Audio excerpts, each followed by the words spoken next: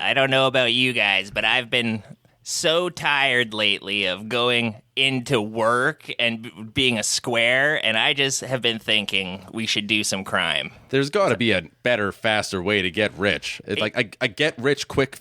Exactly. Fast. Yeah. That's what we need. Scheme. A scheme. A plan. A scheme? Yeah, a scheme. I guess, yeah, a scheme or a plan.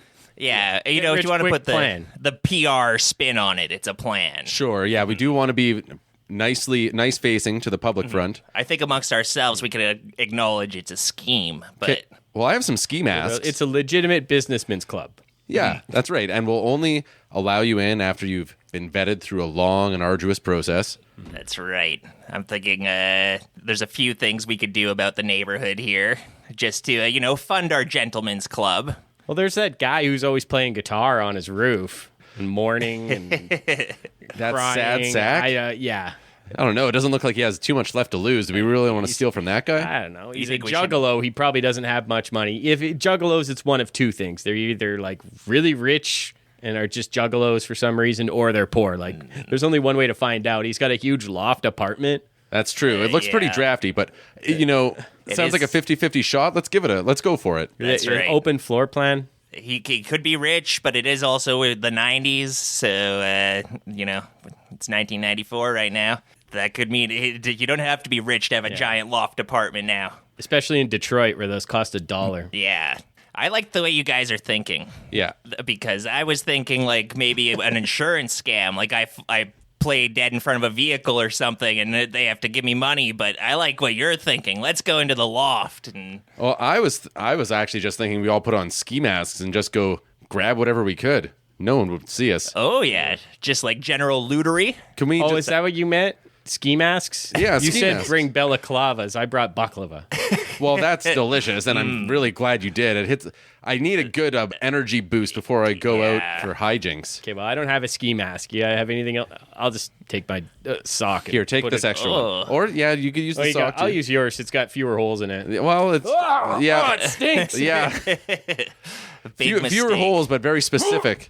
Holes with a specific purpose. Oh, man, I'm going to wear this mime's mask. No, wear my ski mask. Okay, I'll wear your ski mask. Here. I feel like I'm on the Alps, the Swiss Alps. Okay, now give me the mime mask.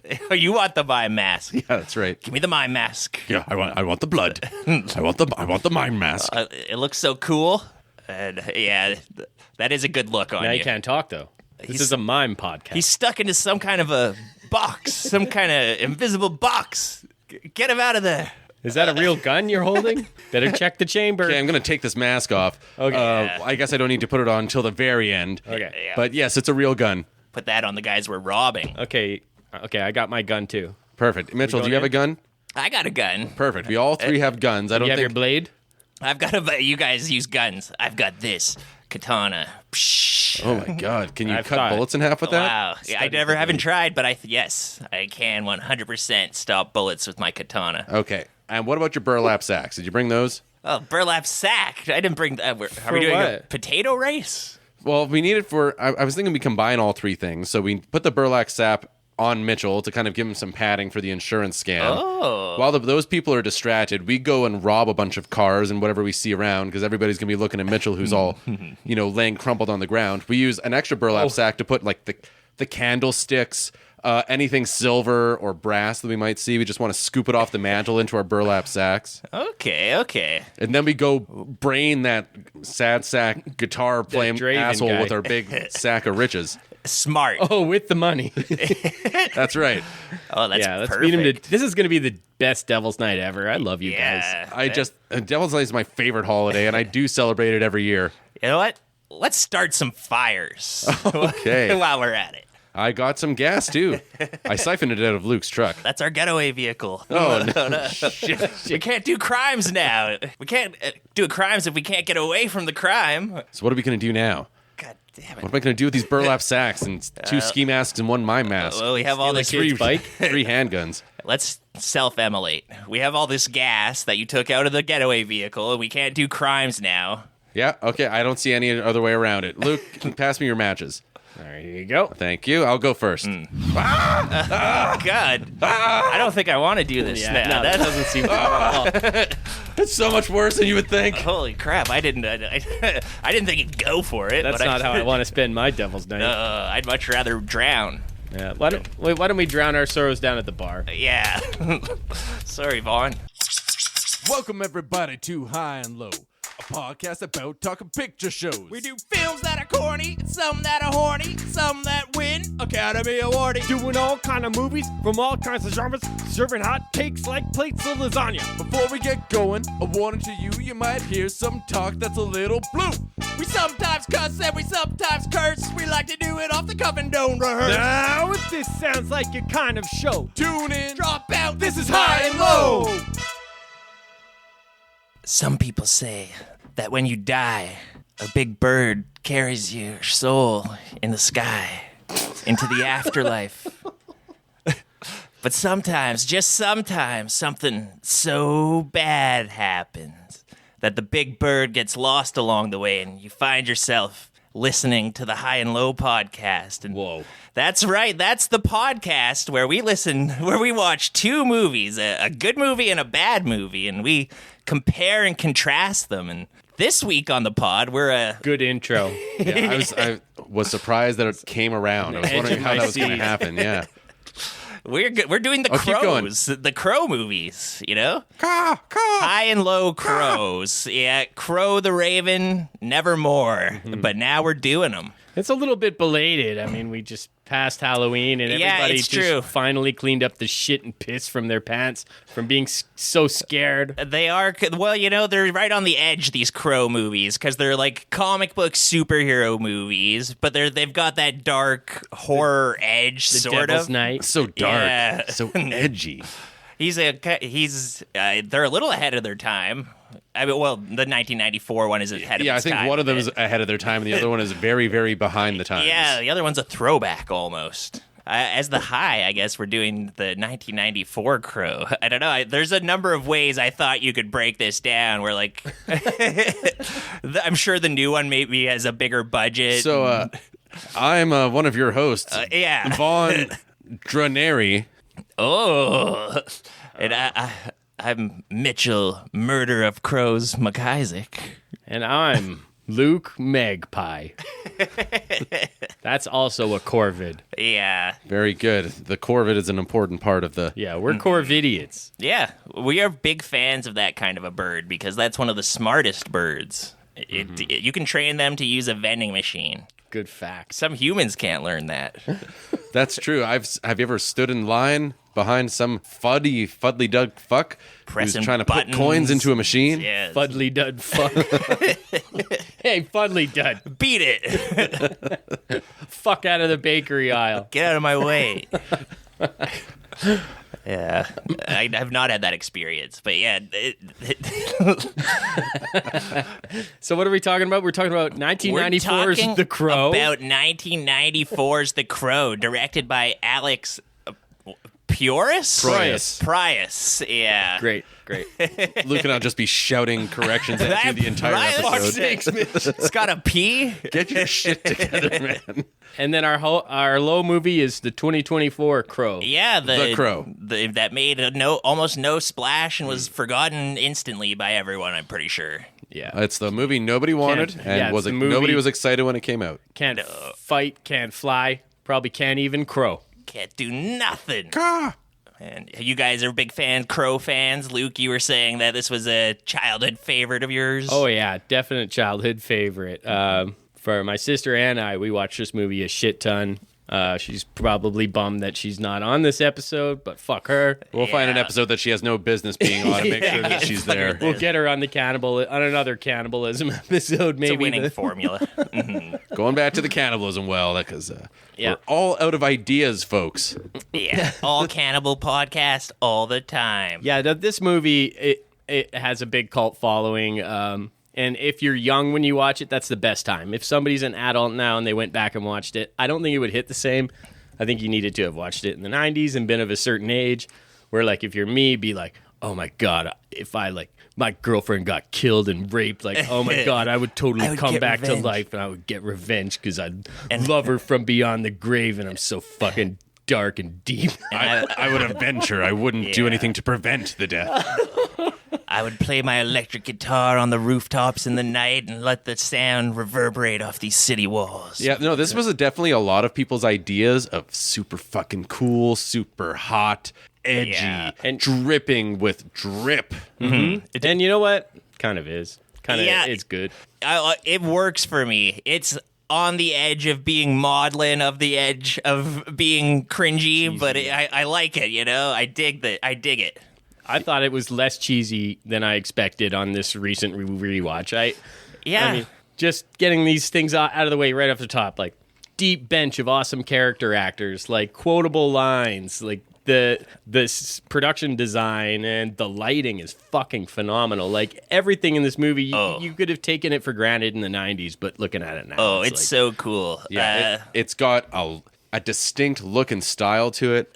They've got this city that they're in. I don't know if they ever name the city, or is it just like It's a random Detroit. dystopia? Is it Detroit? Yeah. Okay. And it's like a model city. It's not the real Detroit. They've built some kind of model of like a hellish nightmare city, and they have cameras going through it, and that would be a CGI. It's a these couple of days. small sets. It's almost Hitchcocky, and You get like 3 square blocks Yeah.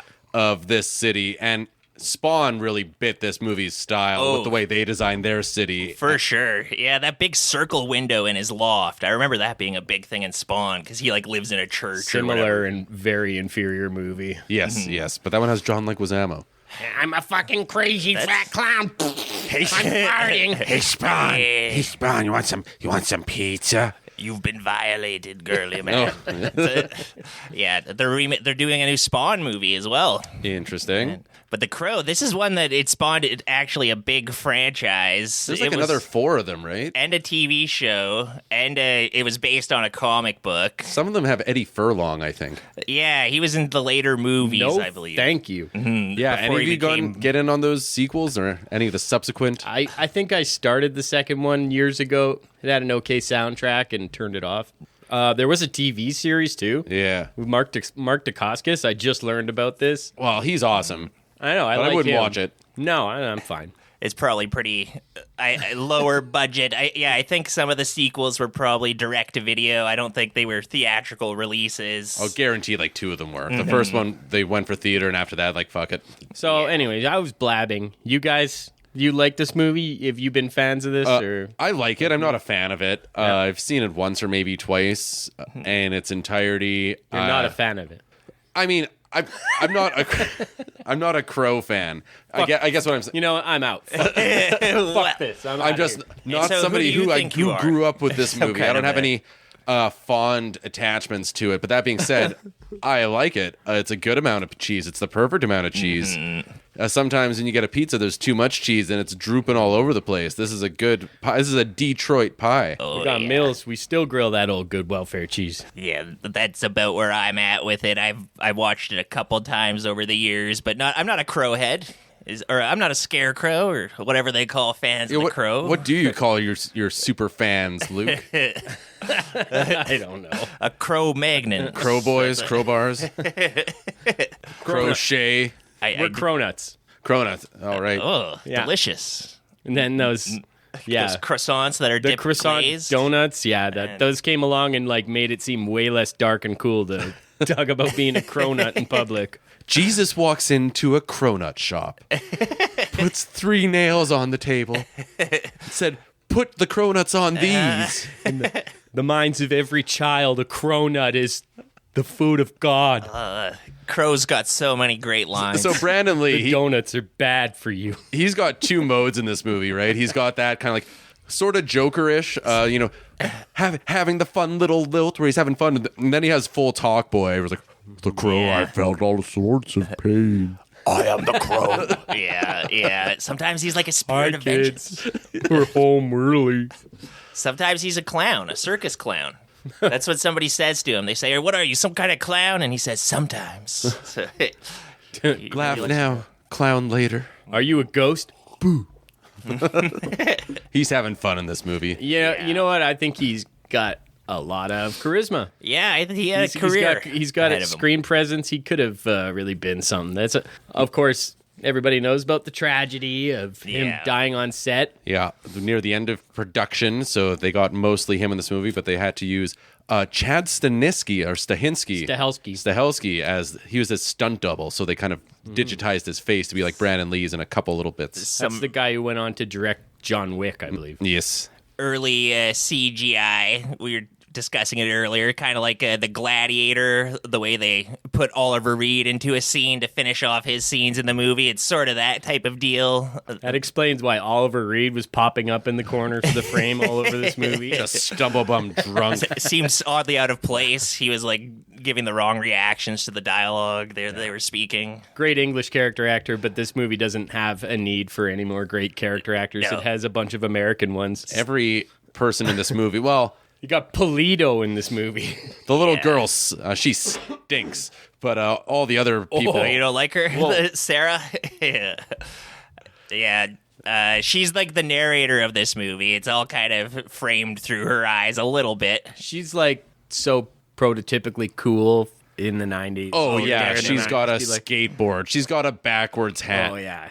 Don't have a cow, man. She's moody and listens to music. And also a bit too much of it, like a smart aleck kid, a little too streetwise. Way wise beyond her years. Yeah. Oh, She's giving Ernie Hudson. I was her when I was. Yeah. Yeah. So it worked on you. She's like giving Ernie Hudson middle-aged cop life advice. Yeah. She's like, never eat onions. They make you fart, man. Yeah. Oh, I never thought of it. Sarah. Is that true? I don't know. It's well, maybe for some people, but I did just eat a bunch of raw onions and farted. I mean, it would explain a lot of our flatulence. I was hoping we could just go around the fart conversation, but I just don't know what makes me fart. No. The onions are bad for you. They make you fart. Because I just You shouldn't eat eat everything these. all the time, so it could be anything. Yeah, lots of roughage. I Rolling eat so much around roughage. in there. Just grazing in the fields. Just guzzling castor oil. My basement is filled with broccoli florets, and I just go around and just shove them down my gullet by the handful, by the armful. Fill her up. But I don't know what makes me fart. No. Yeah. Maybe it's the onions. Maybe it's the boogie. So Brandon Lee, should we just talk about that too? So what happened? It bears talking about is there was a dummy bullet, which Yeah. isn't a proper bullet, but it was obstructing the chamber of the gun. Yeah. Nobody thought to check the inside of this gun when they loaded it with blanks and fired it at the lead actor of the fucking movie. But they didn't use proper blanks because they didn't have time to get them. They used bullets that they took the black powder of, but it still had the primer charge in them. Isn't that just what a blank is? I don't know. I thought it was. I thought it was just you're I taking don't- the bullet bit out, but it's still a fully charged bullet. Like, I don't know, Luke. anyway, He did get it's so preventable on so many levels, and it's a real fucking tragedy. Everybody thought he was joking. He went down and he didn't come up after they said cut. Right in the gut, I Yeah. believe, which is like always a fatal shot. bad one. Are you a really doctor? Painful. So you're going to be enough- okay. I've Say seen the enough goddamn fucking medical words. dramas and action movies to know. Yeah. Yeah. Yeah, it's Very a tragedy. tragic. Calls to mind, of course, the recent Rust incident with Alec Baldwin, but it was actually different in that case where somehow a live round did find its way onto the set. meant to do it. Somehow. I'll tell you exactly how. I brought it there. That man said something about Kim. Nobody talks bad about Kim except for Alec. He's a pig. I had been on the set of The Crow, This never... I would have double tapped Brandon. If I'd have been on the planes in 9/11, that never would have gone down that way. I would have shot everybody on the plane and then landed it safely. They didn't even check for guns before then. Yeah. Alec Baldwin probably has his pilot's license, right? He's one of these celebrities. They do that kind of thing. Probably. I did 9/11. Man, flying That's a an fucking actual quote from Alec Baldwin. flying a Learjet around is like the most economic way to get all of his kids from place to place. Yeah. He's got like 8. He's loaded up. That Baldwin family's bunch a of big little family. piggies. They're all little pig. Him and Hilaria Baldwin, his wife, she's constantly getting dunked on the social medias for apparently does like a fake Spanish act. And she's actually from like New Jersey or something. What the fuck is that about? Is she Hispanic? I don't think so. No, I think she's like that Rachel Dolan's person or whatever. Like she's like stolen valor. That's a good way to get dragged to hell by the John Leguizamo demon clown. Yeah. Oh, she's yeah. going down. Stop appropriating my culture. Yeah. Sorry, I had onions. I saw somebody complaining about John Leguizamo, though, like, because he was fronting as Puerto Rican, but he's not. Isn't he Puerto Rican? I don't though? fucking know. I heard something about that too. And I'm He's not, like, Puerto Rican love. This is New York City. I'm Puerto Rican. And people are like, you're not Puerto Rican. It's like, oh, what the fuck are you then? Who gives a fuck? He's Latino, no? I never Let's thought I would investigate. need to know that. Like, I saw them, like, I don't need to read into this any further. Surely this will never come up again. Well, but here we are. Here we are. John Leguizamo is a stolen valor guy too. John Leguizamo's on the set of Rust. He loaded my gun. He said, these are Puerto Rican bullets. They don't fire. Oh God, is that like Turkish Tylenol? So So yeah, Brandon Lee, it's a real tragedy. it's fucking horrible, but it also lends some extra weight to the movie. And Would this movie have contributed been to its cult as status? Yeah, would it have been as impactful if that didn't happen? I think it still would have been a hit. Okay. All the ingredients were there, and Brandon Lee was poised to break out. The Crow franchise in general might have found more success going forward if Brandon Lee had survived to maybe appear in sequels or whatever, I imagine. Well, Brandon Lee, like, I don't know who they got for one of them, but Eddie Furlong definitely played him in two of them. And if you just compare how those two people move and act, like Brandon Lee, he's lithe, he moves around, he's got an interesting way of getting his body around, and Eddie Furlong moves like a Belushi. he does, and he would just be a sad mopey boy. You don't think want of him that. in that kind of role. And, but that said, I've never seen them. Maybe he's awesome. Should we dive into The Crow 1994? I guess. All right, It starts on October piece of shit. 30th, Devil's Night. I liked it. That's like Halloween Eve, Devil's Night. Is that a thing anywhere else, or is that just made up for the movie? Because I've never heard of Devil's Night before. That's a real thing. Is it? Yeah, in Yeah, it's a real Detroit. thing. Yeah, that's D12 always sings about it. I Yeah, think that was the name of their first album. I learned all about it from Eminem. Yeah. I just thought that was a name. No, that is a thing, and it goes back as early as the early 70s, where people would be there'd be hundreds of arsons all over the city of Detroit, and people would like how to protect your home against arsonists and fucking marauding kids Yeah. who were like fucking like we getting were, into serious mischief. Was it all over candy? No, there's no candy on Devil's Night. It's just for the fucking just mischief. We were watching a news report Yeah. from the 90s before on YouTube about Devil's Night in Detroit, and it was talking about 250 fires that got lit that night. It's like, my God, it sounds like they were burning down a quarter of the city. In A fucking nightmare. The late 90s, there was like a public push to change it to Angels Night and have a bunch of people like out on the streets walking around and like trying to make it safe. Let's put water After on the 20 years buildings. of like it just being mayhem in the city. That's a blocks great way to burning do down. that. Yeah. Yeah, I mean, it's- Rebranding. like cops can't do anything about it. Like the community has to come together to stop that kind of stuff. It's the only effective way, right? So You get the camera panning over this kind of fictionalized version of Detroit. It's just a hellish dystopia. Sarah, she's a young girl. She's the voiceover narrator in this movie. She kind Vonn's of favorite actress. Sometimes I feel sad and stuff. Yeah, but then other times I'm happy. She's got people once believed that when someone dies, a crow carries their soul to the land of the dead. Oh, dude. Did you use that for our intro? That's the intro of both these movies. Have the same This is like the only thing these two movies have in common is this little speech at the beginning. A different person is giving the dialogue, but yeah. See, the deal is that when somebody dies and it's a really sad occurrence. Their soul doesn't make it to the afterlife, I guess, and it gets trapped in this crow world where As opposed to all the deaths where it's like a happy occurrence. just natural deaths. Yeah, All the Vast times. majority, it's Dick Cheney every other day. It's happy. Everybody's celebrating. Yeah, as opposed to the deaths where after they're done, they say, good riddance. hey, get out of here, you. They were an asshole and they were a fuck face. Your grave's a toilet now. Fuck them. Glad I don't need to look at that fuck face anymore. Yeah, the camera pans all the way through the city until it kind of comes to Eric and Shelley's loft, which is this like downtown. They've got this big circle window, and the camera just pans right into the loft through the window, and we're introduced to Ernie Hudson's character. He's a beat cop, I guess.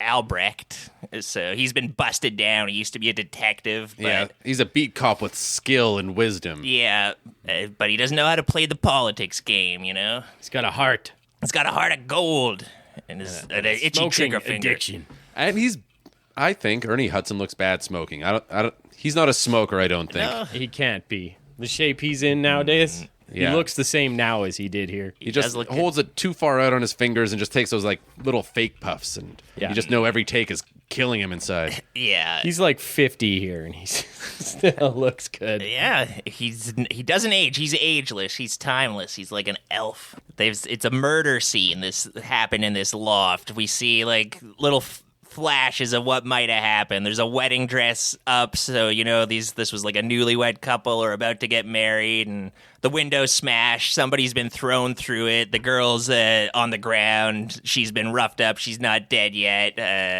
It's a whole bloody massacre basically, and Shelley is the Eric Draven and Shelley are the two people who live here. Shelley. Lived. Yeah. She's getting dragged out on a stretcher, and Albrecht's kind of with her, and the little girl Sarah runs up, and she's a kind of a street kid. Eric and Shelley took care of her. She doesn't really have great parental influences. Yeah, you need this in a movie where somebody is avenging somebody. They need another person that they care about to kind of.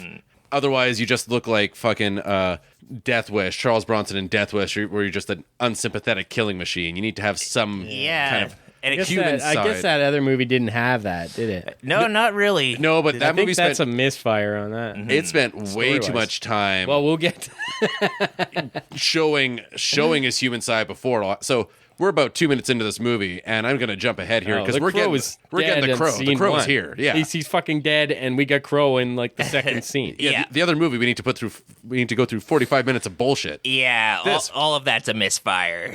Yeah, I love that this lets you fill in the blanks a little bit in terms of their relationship with the other movie tries to do the thing where it shows you all the steps of the relationship and them being so in love, and this movie they start off dead, so you just assume you see the wedding dress and you're like, oh, obviously Yeah. they were in love.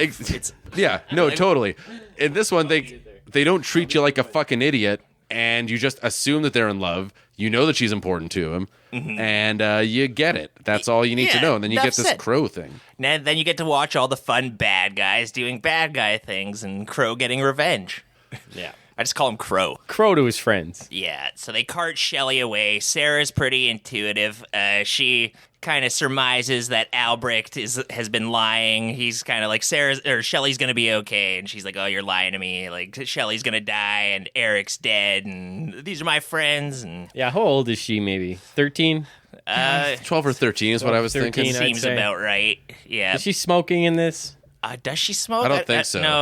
No. She's a skateboarder. Yeah, she's Well, skateboarding. props to this movie for not having her smoke at least. Yeah, there is some I can show smoking. this one to my kid without, Yeah, they do have without smoking. too much grief. There's a thing Eric does throughout the movie as he's the Crow, where he's like kind of got this moralistic lean where he'll be like, smoking's bad for you, and don't Yeah. do that, and don't stop doing heroin, that kind of thing. But he's a real he's- square. He Is that your smokes at math some homework? point. He does take a little puff now and then. Math? Yeah. If you're dead, Well, yeah, but yeah. He's like, I know. I told you it would kill you. can't even hurt. And I look real fucking cool doing it, don't I? So cool. What with this eyeliner and this overcoat? And whatever that outfit is he's Yeah, wearing. my electrical tape shirt. 8% body fat. Not Yeah. bad. Outstanding. We sort of fast forward to 1 year later. Why? Why did they even do this? Why not just have it be? Yeah, it's a year later. Everyone's the same age. Maybe they just decided that in post because it was a year, like basically after Brandon died, they like shut down production, and then the movie came out a year behind schedule. It's like, oh well, a year later, here now he's back. Yeah, I as guess. an avenging angel. Yeah, don't coming up on Devil's Night again. I just spent it honestly did make me confused throughout the movie where they're going through their plans and making it seem like, remember that place that you cased? Like they made it seem like things just happened like 2 days ago or a year ago. Yeah. No, the criminals didn't hardly even remember who the fuck they fucked with last Devil's Night. Like they did a bunch of shit, and then also I think they mentioned in the movie, as everybody knows, dipshit. Halloween is when the veil between the living and the dead becomes more porous. That's true. I say they didn't need to make the first thing happen on Devil's Night. Fuck you, dipshit. You love this movie. It's your favorite movie. I'll fucking kill you. We're all dipshits. So you give it 6 stars if you could on Letterboxd. We're all. You know what? Fuck it. I'm giving it 5. Ooh, not bad.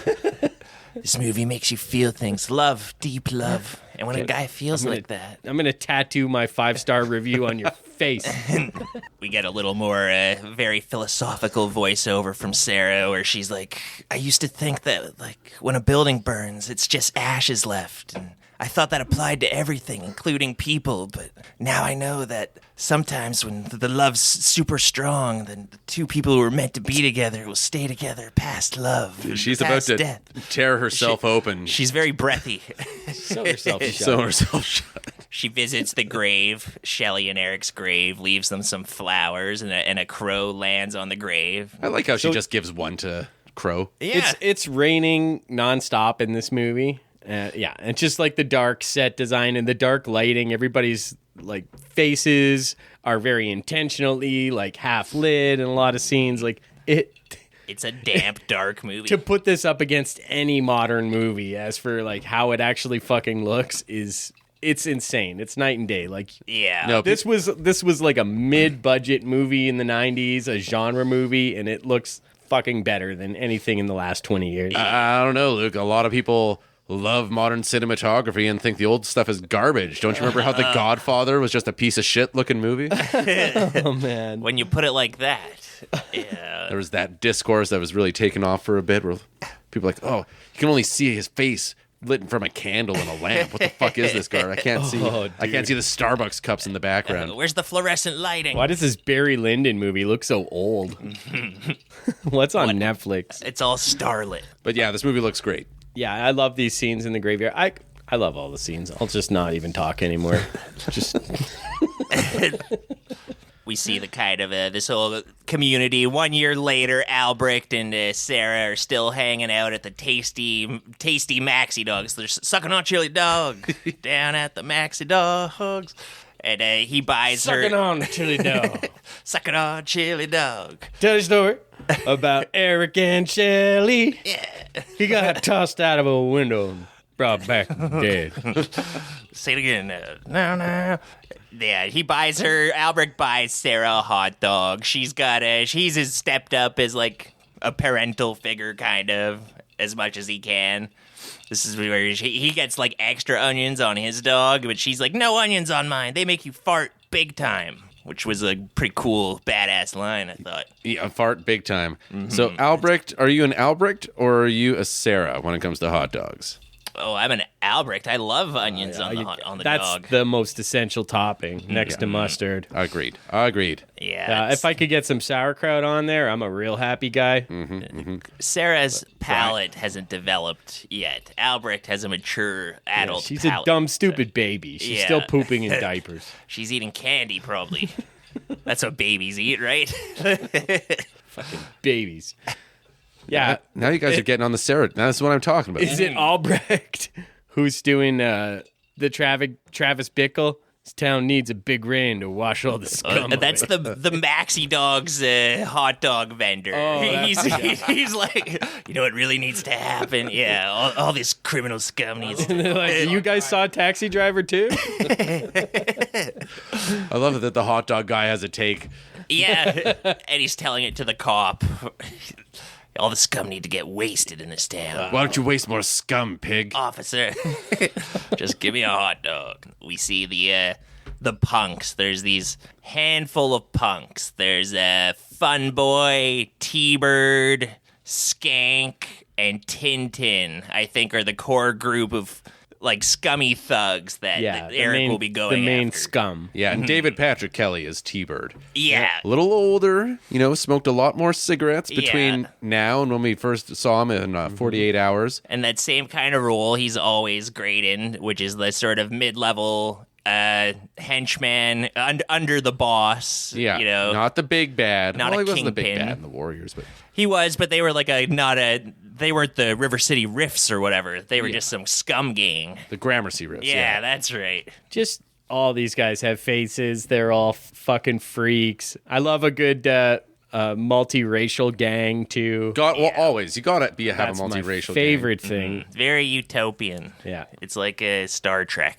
They can all be weird devil worshipping meth head guys. They could be black guys, Asians, And they white all are guys, bonded all. by their love of chaos and destruction. It's beautiful. It's a cultural mosaic. Super diverse cast overall in this movie, actually. Yeah, pretty fucking diverse for 1994. And they're all in this arcade and they're smashing the shit out of it, just having a great old time, busting everything up. They light it on fire, I think. They're doing arson. Oh, they love arson. While that's going on, it's kind of intercutting with Eric coming back from the dead. He's coming out of his grave. He's been resurrected. A crow is watching him as the ground splits. He crawls out. Dramatic. Eric Draven Yeah. is back from the dead. Get it? He's like, why didn't they call me the Raven? No, what is it something? Draven. I don't know. It sounds like Raven. Doesn't make sense. And a raven's kind of like a crow. Yeah. Oh. I mean, a raven would be the better bird for this. Ravens are scruffy looking. I saw one the other day, and they're big. They're wild. they're big, man. and it's like if you draw a crow but with squiggly, shaky lines. That's a raven. Aren't they like, they always hang out with Odin? They're like, don't they hang out in like the river Styx or something? Like, there's some kind of, they're known for crossing over between life and death ravens, I thought. So I feel like he should be the raven, not the crow. Maybe I don't know about the mythology behind this movie, but I don't think Odin had anything to do with it. This time. They should have done that. Or he's covering his tracks. Well, they That's should have got true. him because he's an ace at punching up scripts. Yeah. yeah. Get that Odin touch in there, that little Odin sprinkle, just kind of. Odin had one eye, right? Yeah. And Yeah, so did John Ford. Do you think Odin was John Ford? Oh, I think a lot of people would agree with that. did John Ford have a horse with 6 legs? Because Odin had one of those. I'm pretty sure he did. Okay. Yeah, probably the same. Yeah, and that's how we got all that shot composition. Was all the ravens. Those are Odin's eyes. Yeah, he didn't have drones at the time. He just had ravens. Makes sense. Makes sense. We see that Okay, that's a power that Eric Draven has, is he can see through the eyes of a crow. you can see through it. Should have called him Eric Drag Pie. Eric Dro. Hey, drag by. Ew, that sounds vaguely gross. Yeah, he's none too happy to be back alive. He's a little confused and disoriented. He's kind of stumbling through the alleys, and I like how pained he is. yeah, It doesn't seem pleasant coming back to life. No, it shouldn't be fun. I didn't mind that in both these movies. Kind of have that where the crow is immortal, but he can feel pain. And he's confused. Like, we don't get a lot of exposition. No, There's no, like, person talking to him being like, okay, here are the rules. yeah, there's no Kronos filling him in on all. Yeah, You just see like there's a crow leading him around. Yeah, he's following like, what this the fuck crow. is going on? Yeah, I don't think he heard Sarah's voiceover. No, So he's kind of not privy to that crucial information like we are. F only. Yeah, he's not omniscient. God, that'd be a hell just having to listen to voiceover all the time. Oh man, Never you getting sleep. go back to the land of the dead. Yeah, the crow leads him to a pair of garbage boots in like a garbage bin, so he puts those on. He takes off his like clothes he was wearing in the grave, the suit with like this big slit down the back that they do for funerals or whatever. They do a slit down the back. Yeah, because I think they just like wrap the suit around you. I don't think they actually like dress you up or whatever. I've never rolled over a corpse. No, well, you've been in the high and low dungeon this long. It's the best way to get him from behind. Oh yeah, he came from behind. That's why people are always saying that whenever you go in the dungeon there. Yeah, now you know. Oh, we don't dress our corpses. Just naked bodies everywhere. Okay, so what? The scum are smashing the arcade. Yeah, they do the arson. Eric's outside. They take off in their car, T-Bird's trademark car. They're going roaring down the street. What kind of car does he drive? Is that a T-Bird? Is it a T-Bird? I don't know cars, but that would make sense, huh? He's ironically named. He drives a nice, sensible commuter it's a Ford Festiva. Yeah, they all cram in there. They're going cruising. They go ripping past the Maxi Dog where Albrecht and Sarah are hanging out, and Albrecht goes to poke around and check it out. So Eric Draven? Eric Draven. Yeah, it's all intercutting between the scum's escaping and Eric being like maudlin in his murder apartment. So this is actually a critical scene. So Eric makes his way back into the apartment that he was kicked out of, murdered in, and he's looking around and he starts getting flashbacks from the night of his death. Yeah. And he sees these scum come in and essay Shelley and shoot him out a window, and they're just a bunch of animals, just deranged animals. It's a real Clockwork Orange scenario where there's like singing and laughing and chuckling while they're just being the most vile Did he well, scum. brothers? Yeah, I'm did he well. singing in the rain. Yeah, they're basically torturing him. Yeah. It's not really explained or set up all too clearly, but what's happening here is he seems to be absorbing all of this stuff, not just absorbing information, but he's picking up all of the pain and anguish and suffering from Shelley. Yeah, and his powers are a little nebulous. Like, they're a little squishy. You don't really know what they do, but he does seem to be like an empath. Yes. And he can pick up memories from people. He's got a little bit of the... Deanna Troi is there.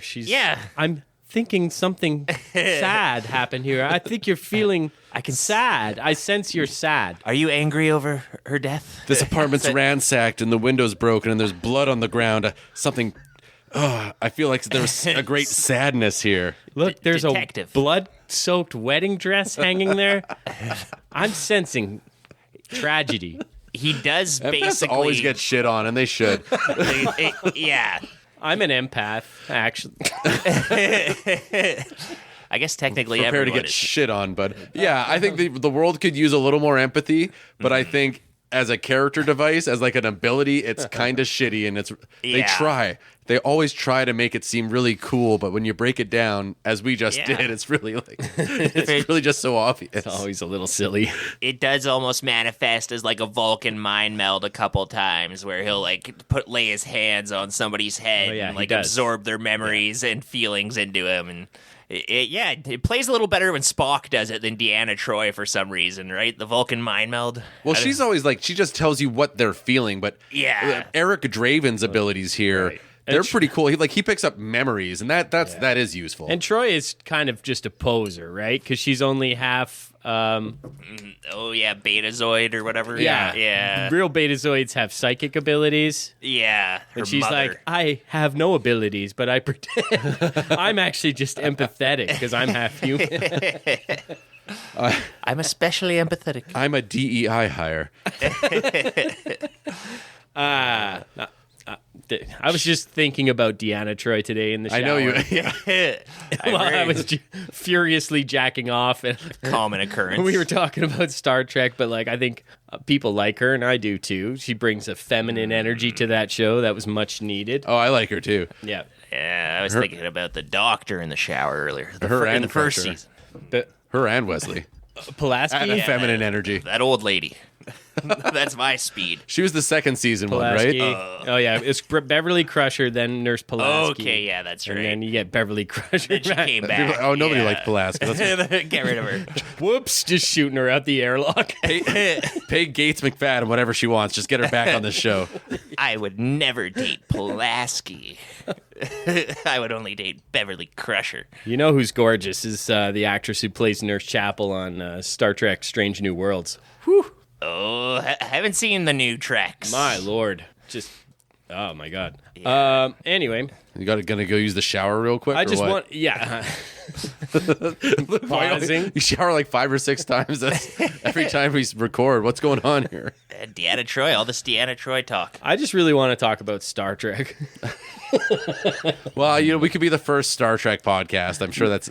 The Yeah. 3 white men have never gotten in front of No. microphones and talked about Star Trek. We will boldly go where no one has ever gone before, I think is the expression. You need to watch 50,000 hours of Star Trek. 'Cause I'm so far behind. And we get this greasy, disgusting pawn shop. This is Gideon's pawn shop. He's like this kind of sweaty big guy. Joe Polito. Love him. Joe Polito. And Or is it John Polito? John Polito. John Polito. From Miller's Crossing. He's a Coen Brothers regular, Yeah. a mainstay. He's Love the him. corrupt pawnbroker where all the criminals in town can come to fence their stolen goods at. Which is funny because I've never really been to a pawn shop, but in movies they're all corrupt. They're all the pawnbrokers Yeah. are always sleazy scumbags, Yeah. and they really go out of their way to make this guy extra sleazy. Yeah, he only wants stolen goods. You come to him with something that's not ill-gotten gains, he's like, take it somewhere else, punk. I only want the stolen wedding rings, engagement rings. We skipped over some good stuff, though, about the scums who killed Eric and Shelley. We first see them at that bar. Oh, What's- yeah. What's that bar called? We talked about that where they're breaking up the pinball machines. No. Later on, they're celebrating. Okay. Yeah, and they're menacing Sarah's mom, who we meet here, and she's like this strung out waitress. Yeah, Darla. She works at this dive bar, which is one of the hangouts for the scumbags, and she's kind of a very neglectful parent. You can see she doesn't. She's high on the morphine. Morphine's bad for you. This is great. Is this where Sarah comes up and asks her for like $1 to buy a dinner, and her mom like Take some money. she starts beaking her, and then what's his name, Stabby McStabberson. I don't know who is this scum punk? Tintin's the knife guy. Tintin, yeah. Tintin just disses Sarah, like, yeah, can't be $1, Mom. Oh yeah, wait, that's Fun Boy. That's Fun That's Boy. Fun Boy. Yeah, they've all got the funnest names. Okay, so which guy are each of you guys? Vaughn's fun boy for sure, because he hates kids. Oh, I guess I'm Skank. Yeah, I would Skank. have to be Skank. I'm yeah. definitely David Patrick Kelly. Oh yeah, T-Bird. T-Bird. Yeah, I'm the one with the car. I'm the one who has psychotic monologues to nobody in particular. Like I can't be I was gonna say I have a car, but okay, you got me on that second one. There's that whole 15-minute sequence that they could have and should have cut out of this film where T-Bird is just talking about Deanna Troy for way too he goes to long. the shower. Top Dollar's like, what are you doing in there so long? I'm jacking off in the shower, man. They offered to hire a body double, like they did in Humanoids from the Deep for the shower scene, but David Patrick goes, "No, I got this." He insisted. Doing the MacGruber. I'm gonna shoot. I'm gonna shoot. He's one of the rare actors who has a must-be nude in his clause in his contracts. Yeah. Okay. Well, I'm glad we settled that. Yeah, they're in the bar. You see just what psychos these scum are because they're doing this shot game where they put bullets in their mouths and then they take a shot of liquor and then they just all they almost kill each other here. They have like a Mexican standoff where they're all just such psychos that with hair triggers that they just pull guns on each other all the time and just point them in each other's faces. It's fun. What It's is fun. that shot game though? That's just clogging up your anus. What is it? Yeah, I don't know. Does that give it a little extra kick when you put a bullet in there? I don't know. That black Luke, powder. you have a gun. I don't eat bullets. I thought that was like a gun. I gun. might someday. You're familiar with a lot of cocktails. I'm planning on it someday. You're a mixologist, or gun-toting mixologist. Can you provide any background on this? It's No, the this perfect is news to me. Like it's the perfect psycho activity, short of like playing Russian roulette or something. No, I'm more of a Paul Schrader. Like, I'll have the gun loaded next to me while I'm drinking whiskey. Yeah. You drink the whiskey and then you put the gun in your mouth after and you think about pulling the trigger, but you don't. Your hand trembles. Yeah. The whole shebang. And then you hate yourself more for being a coward. You got your legal pad there, and you write your manifestos. Yeah. Yeah. You're like, it's not done yet. And you should put the gun away. Yeah. Just So maybe they're doing something like that here. We don't know. we'll never know. Eric, he's punching the mirror. He goes crazy. This is where he puts on the makeup in the apartment. Yeah, So goes He's full getting crow. all of his leathers on, and he's going full grunge. Mitch, you're the wrestler guy. Sting, does he predate this movie, or 'cause this is Sting's makeup? He did steal that makeup from this movie, I Okay. think. He, as a wrestler, predates this movie, but he actually just used to be like a standard trunks-wearing wrestler. And then after this movie came out, he was like, I like this look. I'm growing my hair out, and I'm taking the face paint. And he also was originally the singer for The Police, the bass player. Yeah, every breath he takes. That was his walk-up. That was his entry music, and I always thought that was a weird choice, but And he's talented, multi-talented. Don't stand so close to him. that explains why Stuart Copeland is always making fun of him and talking shit behind his back. Yeah, Eric Draven, he has made up his mind. He is the crow now. He's gonna get revenge on all of these Tintins and fun boys. Is this where we get the Cure song, right? I think. Oh, Yeah. can't remember. Yeah, it doesn't matter. Anyway, the soundtrack for this movie rips. Yeah, It is pretty really good. It's cool. pretty good. Really good alternative music from the time. Lots of 9-inch nails and Back when they were good, when Trent Reznor was still on heroin. yeah, that's right. It fit right in with this movie. No junk, no soul. The crow visited him in the night and said, "This is bad for you." Did I hear some Stone Temple Pilots too? Yeah, STP are on here. There's a band called My Life with the Thrill Kill Cult. They're playing in a Top Dollars club in one scene. What a cool name. Sounds like some local group. Yeah. Nice. Now. So, Tintin, he dealt with the pawn guy. He's like, I'll fucking kill you, but he can't. Polito, he's protected by the mob. They deal with him. He's their go-to pawn guy, their fence. And he gives shitty prices for stolen goods because Fuck you, man. Fuck you. You get out of my store. You want to rob me? Where you? $50, take it or leave it. you'll take what I give you. Polito's a real character actor, a gay man. Oh yeah, is he? To put it Oh. lightly, but he's I never would he's have got guessed. that gravelly voice, and he's this. He always plays like an Italian gangster, but yeah, he plays he's a good also very grifter too. effeminate, like in that certain way. He's very funny. I'm like you, I think, man. I'm Brother Seamus. He's animated. You fucking punks, get out of my store. So outside, there's a crow in the night as Eric's climbing the rooftops, and he's following this crow. And Which I have to say, I really appreciate this story conceit where the crow just takes you to the next plot point. Like he it's doesn't so have lean. to do any investigating. He doesn't have to like stake out a bar or anything. The crow's just like, here's your next fight. Let's go this way. there's no fat on it. I love it. It's Yeah. just get right to the point. It lets the bad guys set the whole story up, and Eric Draven is just a wraith that is haunting all of these Yeah. people. I'm the spirit of vengeance. And that's super cool too. The spirit of vengeance, way better than the I am vengeance. Yeah. Yeah, Tintin. He's walking the alleys in the night, and the crow leads Eric to him, and it's, sort of Eric jumps down in this labyrinth of alleys, and I think he's like laughing, and he's playing with Tintin a little bit, He's stalking him down in these alleys, and just having games. Predator laughing. Well, if it isn't Tintin. Yeah, he's like, get the fuck out of here, crackhead. Fair. I mean, yeah, if I'm Tintin, Yeah, it ain't Halloween yet. Fucking crackhead. He's manhandling Tintin. He grabs him. He's throwing him up into walls like a child throwing its Raggedy Ann doll. Another thing about this movie, it is an R-rated movie. It has actual violence, swears, even has brief nudity. Some good gunfights. Yeah. Oh. I appreciate that. So yeah, he calls him a crackhead.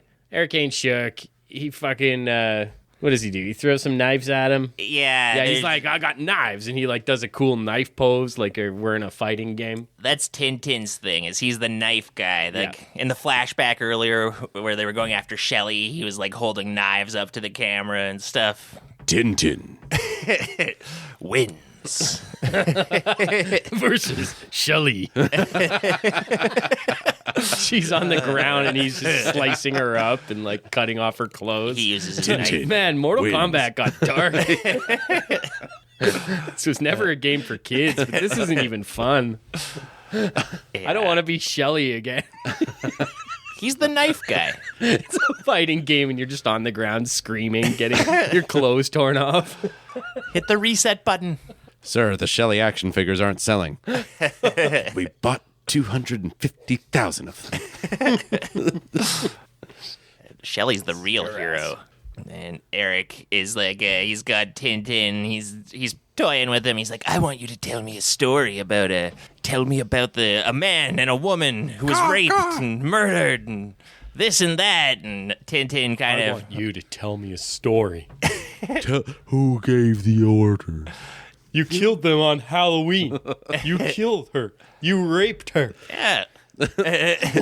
Ilya Martel. Yeah. Tell me a story, Tintin. Like you say, it's like these guys all barely remember this, but eventually he kind of clues into it, and he's like, "Oh yeah, we killed her. Murdering's fun and easy. Why not kill?" These are pretty unrepentant bad guys. Yeah, which makes it totally fine for anything to happen to them. They'll get what's coming to them. Don't worry about it. He turns it around on like Tintin gets the drop on Eric and gets his knives lined up and throws one.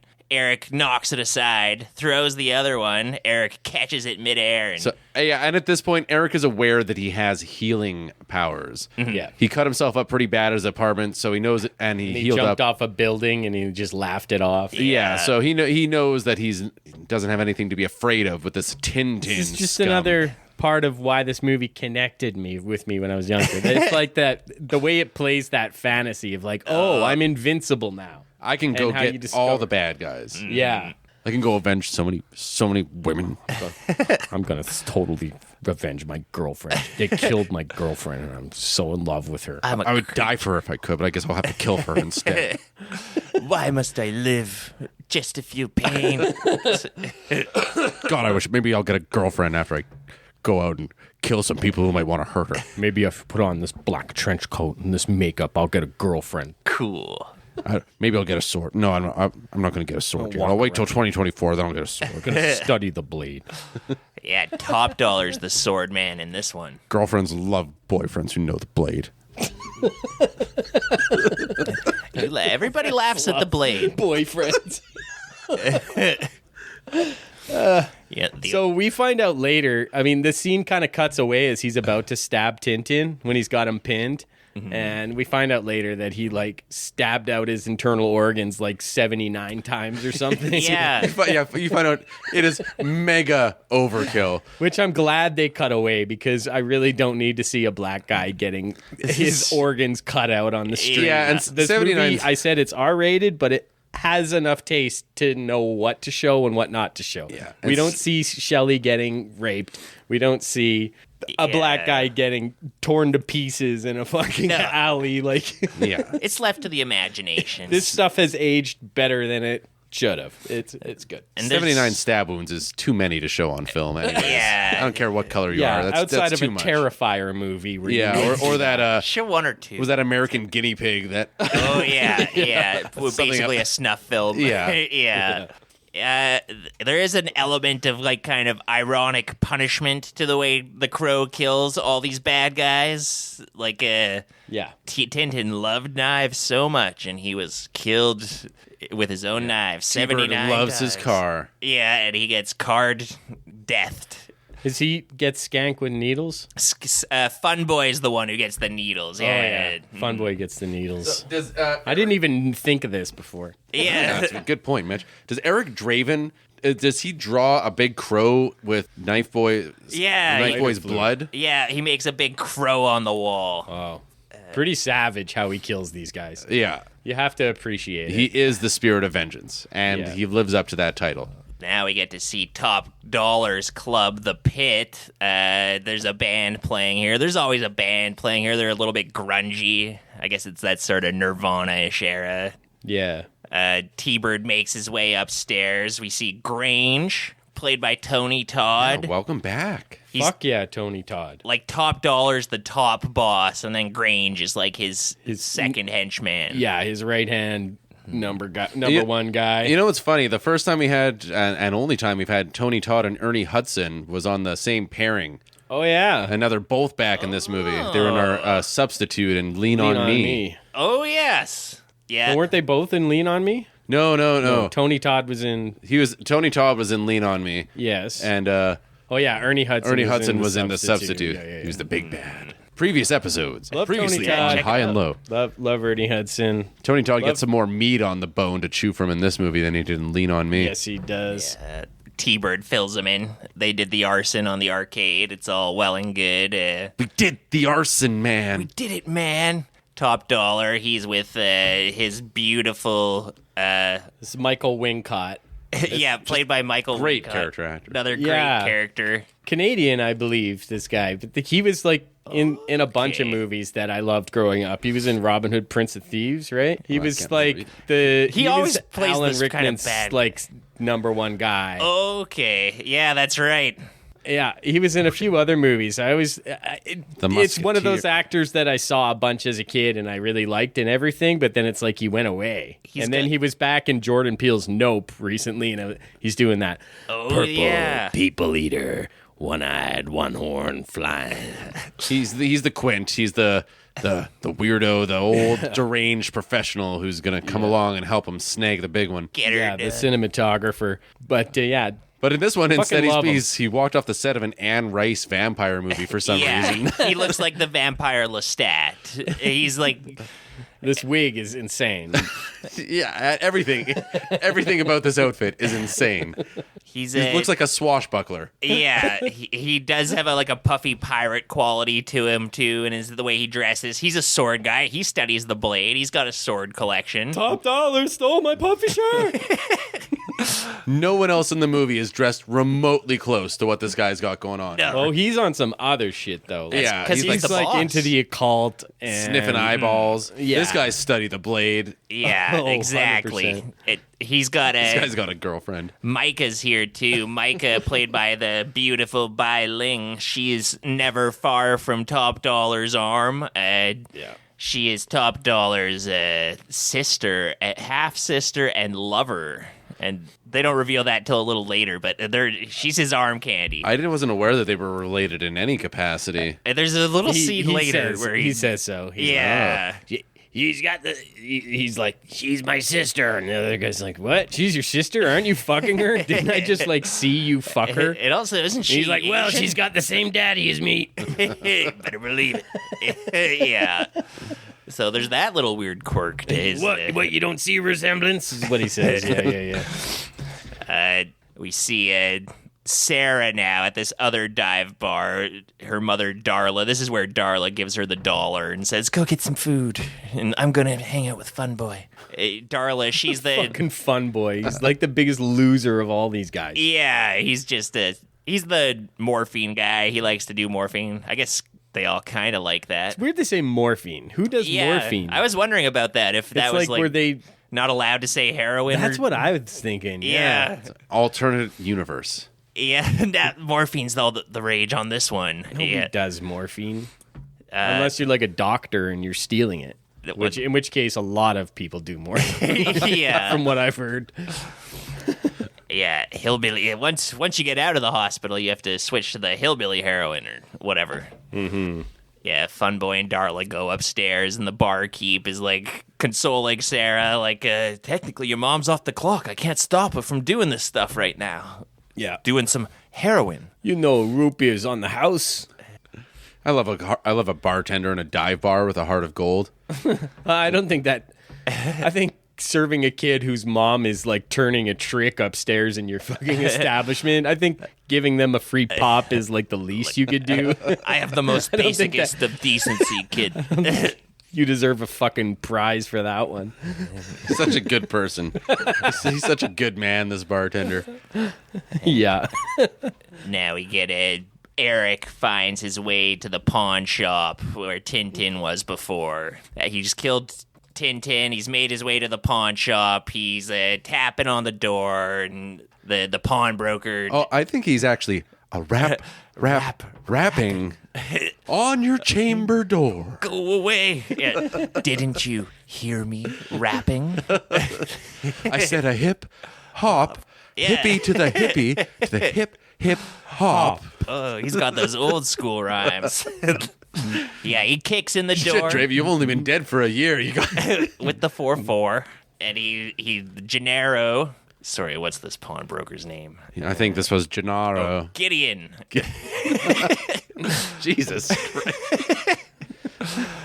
Gideon is all like terrified from this. Eric goes in behind the counters. He goes to the stash of stolen wedding rings. He's picking through these, looking for the Shelley's wedding ring that was pawned a year ago. Yeah, he's like seeking the old pain, like a heat-seeking missile type of thing. He's just trying to find that. He zeroes in on it. He's All those other wedding Like a rings. moisture-seeking trouser snake. No other wedding ring ended in heartbreak. No, That well, wound up at the pawn shop. he's making a meal out of it. Oh, no. Well, he acknowledges that very much. I think he even says, he's like, each one of these is somebody's life you destroyed. Yeah. And he loads all these fucking rings into the gun, and he's like, if you want to live, tell me where you got. He's the spirit of vengeance now. And he's like pouring gasoline all over the pawn shop, and the guy's like, wait, I'll tell you whatever you want to know. Oh yeah, and Polito is the whole time his hand is stabbed through with a knife, so he can't. He's helpless to do anything. Let me out of here. I'll tell you where you are. If my hand wasn't stabbed through with a knife, I'd kill you right now. But there's nothing he can do. Well, he knows he couldn't kill him because he already tried to shoot him at this point. Right? Yeah. Eric's like, You fucking freak. You fucking freak. I'm gonna let you live, because I don't even care. And he just like goes to walk out, and all of a sudden, You're doing the impression of, I'm gonna let you live. You have to. Is that gasoline I smell? yeah, it's so symbolic. It's a kind of cool shot how they do that with the rings flying out. I'm like, is that CGI? That I think it's early CGI. Yeah. Might have been CGI. Because there is a little in this movie off It's and just on. a whole bunch of engagement rings firing at the pawn shop, and it blows up. Polito makes it out the back door as it explodes. Eric lets him live. Yeah, maybe burned This a couple of his little hairs off of his comb over. Meanwhile, Yeah. Ernie Hudson, whatever his name is in this, Archibald, Albrecht. You guys are shit at He's names. German. he has to drop his hot dog to go run and see what the rhubarb is here. This is where Eric and him have their first encounter. He encounters, since he's come back from the dead, he doesn't recognize Eric, but Eric's dropping all kinds of hints like, oh yeah, you wouldn't believe it.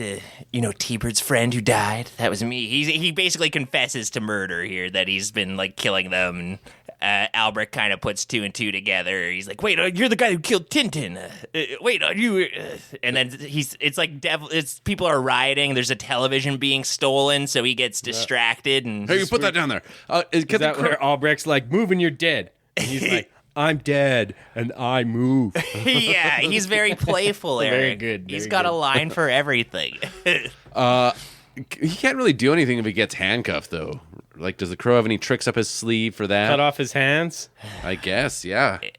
Slam him in the fucking police door. And this movie would doesn't work. really cover whether it hurts him when he gets hurt. not as much as the The other one 2024 emphasizes one. it.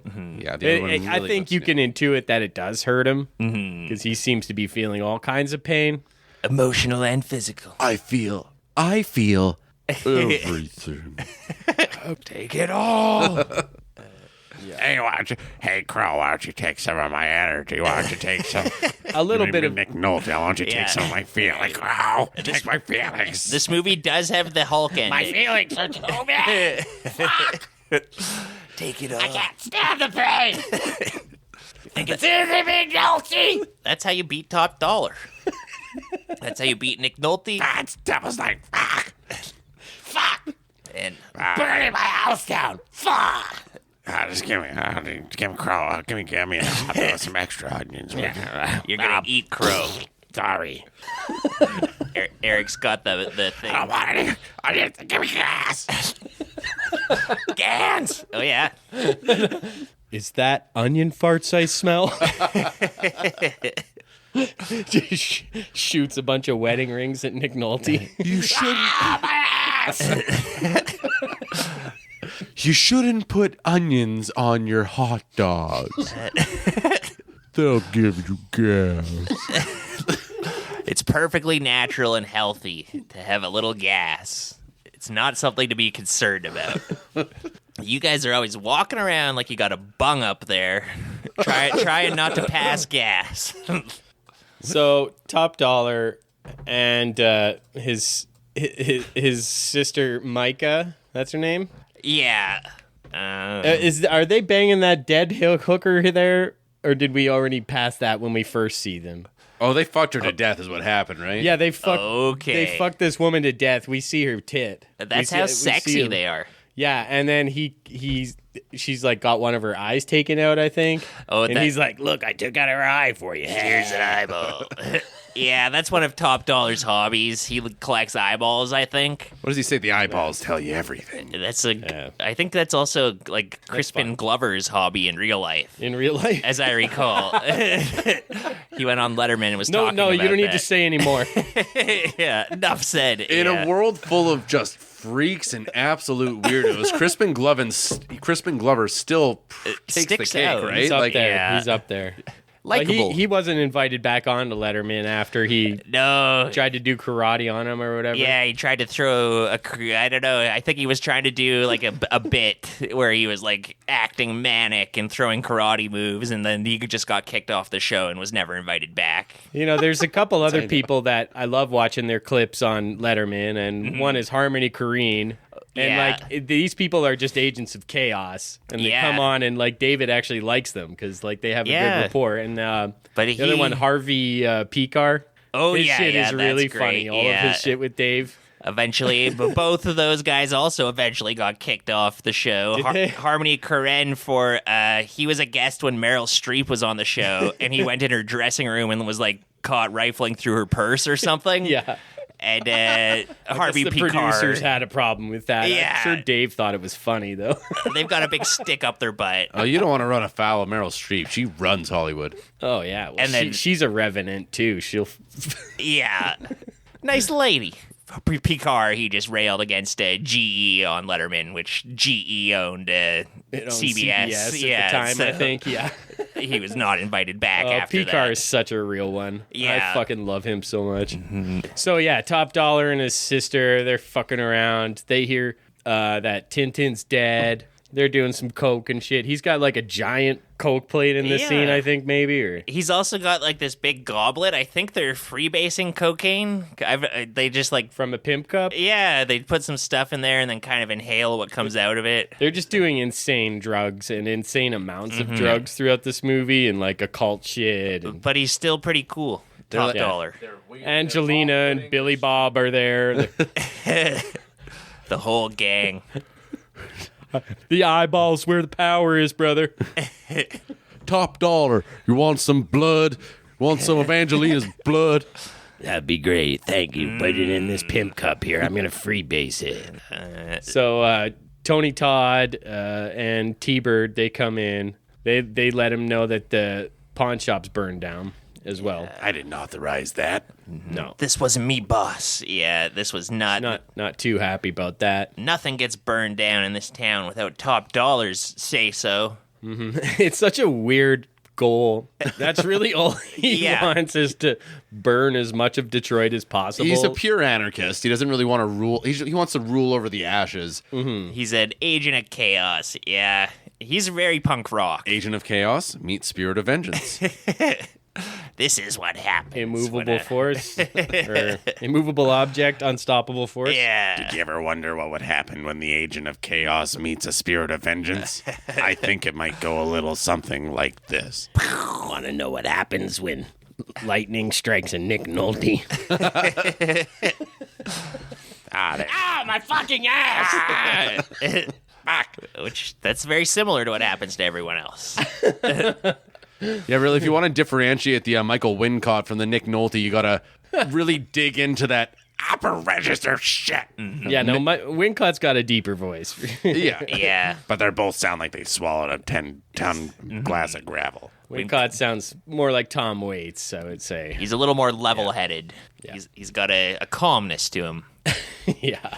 In these trying times, he's a dependable rock. So, Eric, he saves Sarah. She's always Eric snowboarding. Draven, yeah. Okay.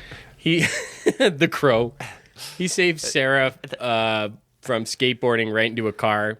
This is like a thing. She's so reckless on this skateboard. She doesn't give a fuck. No, She's all like, bro. Screw you, dickweed, or whatever she says. It's the most. She would immediately get hit by a car. Shine thing. him on. Say hasta la vista, baby. Yeah, she's that kind of kid. She's definitely a John Connor-ish. Well, she's got to look both ways at least a little bit. Just going straight out into traffic is fucking insane. She gets She's really got a death wish. philosophical here too. She's kind of like, oh, it's because again, it's raining like it's always raining in every scene almost in this. Hey, what day does Sarah get philosophical on? On Tuesday. Days ending in Y. Every day that ends in a Y, man. Yeah. Yeah, she never takes a break. She's like Aristotle up in this bitch, dropping philosophy. Yeah, she's like she's so sick of the rain because it's more like surfing than skateboarding. It's rained so much. It can't rain every day. Can't rain all the time. Eric does his ninja vanish. He's good. He does the Batman thing where people will turn around then turn back and he's gone all the time. It's a bit of an inconsistency. I mean, this guy was like a rock guy and probably a drug addict. Yeah. And for some reason, he's like a ninja. Yeah. He has ninja Whoa, man. powers. I didn't see anything that implied that he was a drug addict. Okay, fine. Yeah, I thought they were. He was a clean Play in cut a rock rock star. band know. called Hangman's Joke. I didn't see an X on the back of his hands. You were probably using heroin in 1994. True, but his girlfriend Shelly is like a lawyer fighting tenant evictions and stuff. Like that sounds like a pretty professional woman. She's not a gonna. lawyer?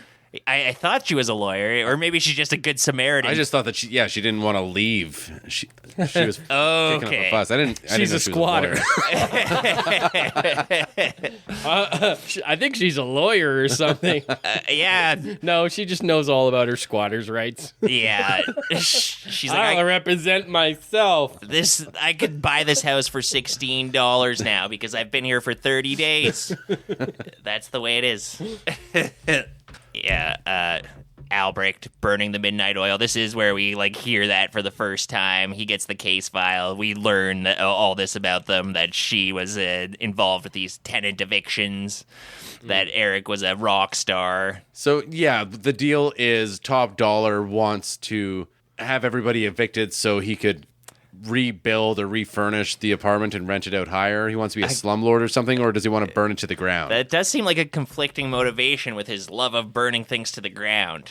Well, actually, developers do this. They like to demolish buildings so they can put up luxury high-rises. It's happened in Edmonton Yeah. within this calendar year. It's happened in Yeah, that's every true. city ever. It happened in New Orleans. It's like, oh, that's a shame about Katrina, and it's like now they can gentrify all the neighborhoods, kick out the poor people, and Build a nice skyscraper. yeah, It's so they fucking can have insane. unoccupied apartments owned by Saudi oil princes who aren't even there. Though the whiplash that Florida land developers are getting right now, Yeah. because they gentrified all of the shorelines where all the old poor folk used to live, kicked them all up into the hills, and now the fucking sea is rising. So now they're kicking all the poor folk out of the hills so they can move up high where they're not going to get flooded, and they're going to move everybody back down to the shoreline. Jesus Christ. Go higher. Have you seen some of those houses they built on stilts? I'm sure it was in the southeast, like in North Carolina or something. I haven't seen that And they've been around collapsing here. into the ocean because it's Seems inevitable. Stunning. It's just like happening all over the place Yeah. because the sea's just rising. Yeah, The climate like apocalypse. It's not going to hold out for that forever. Like a little bit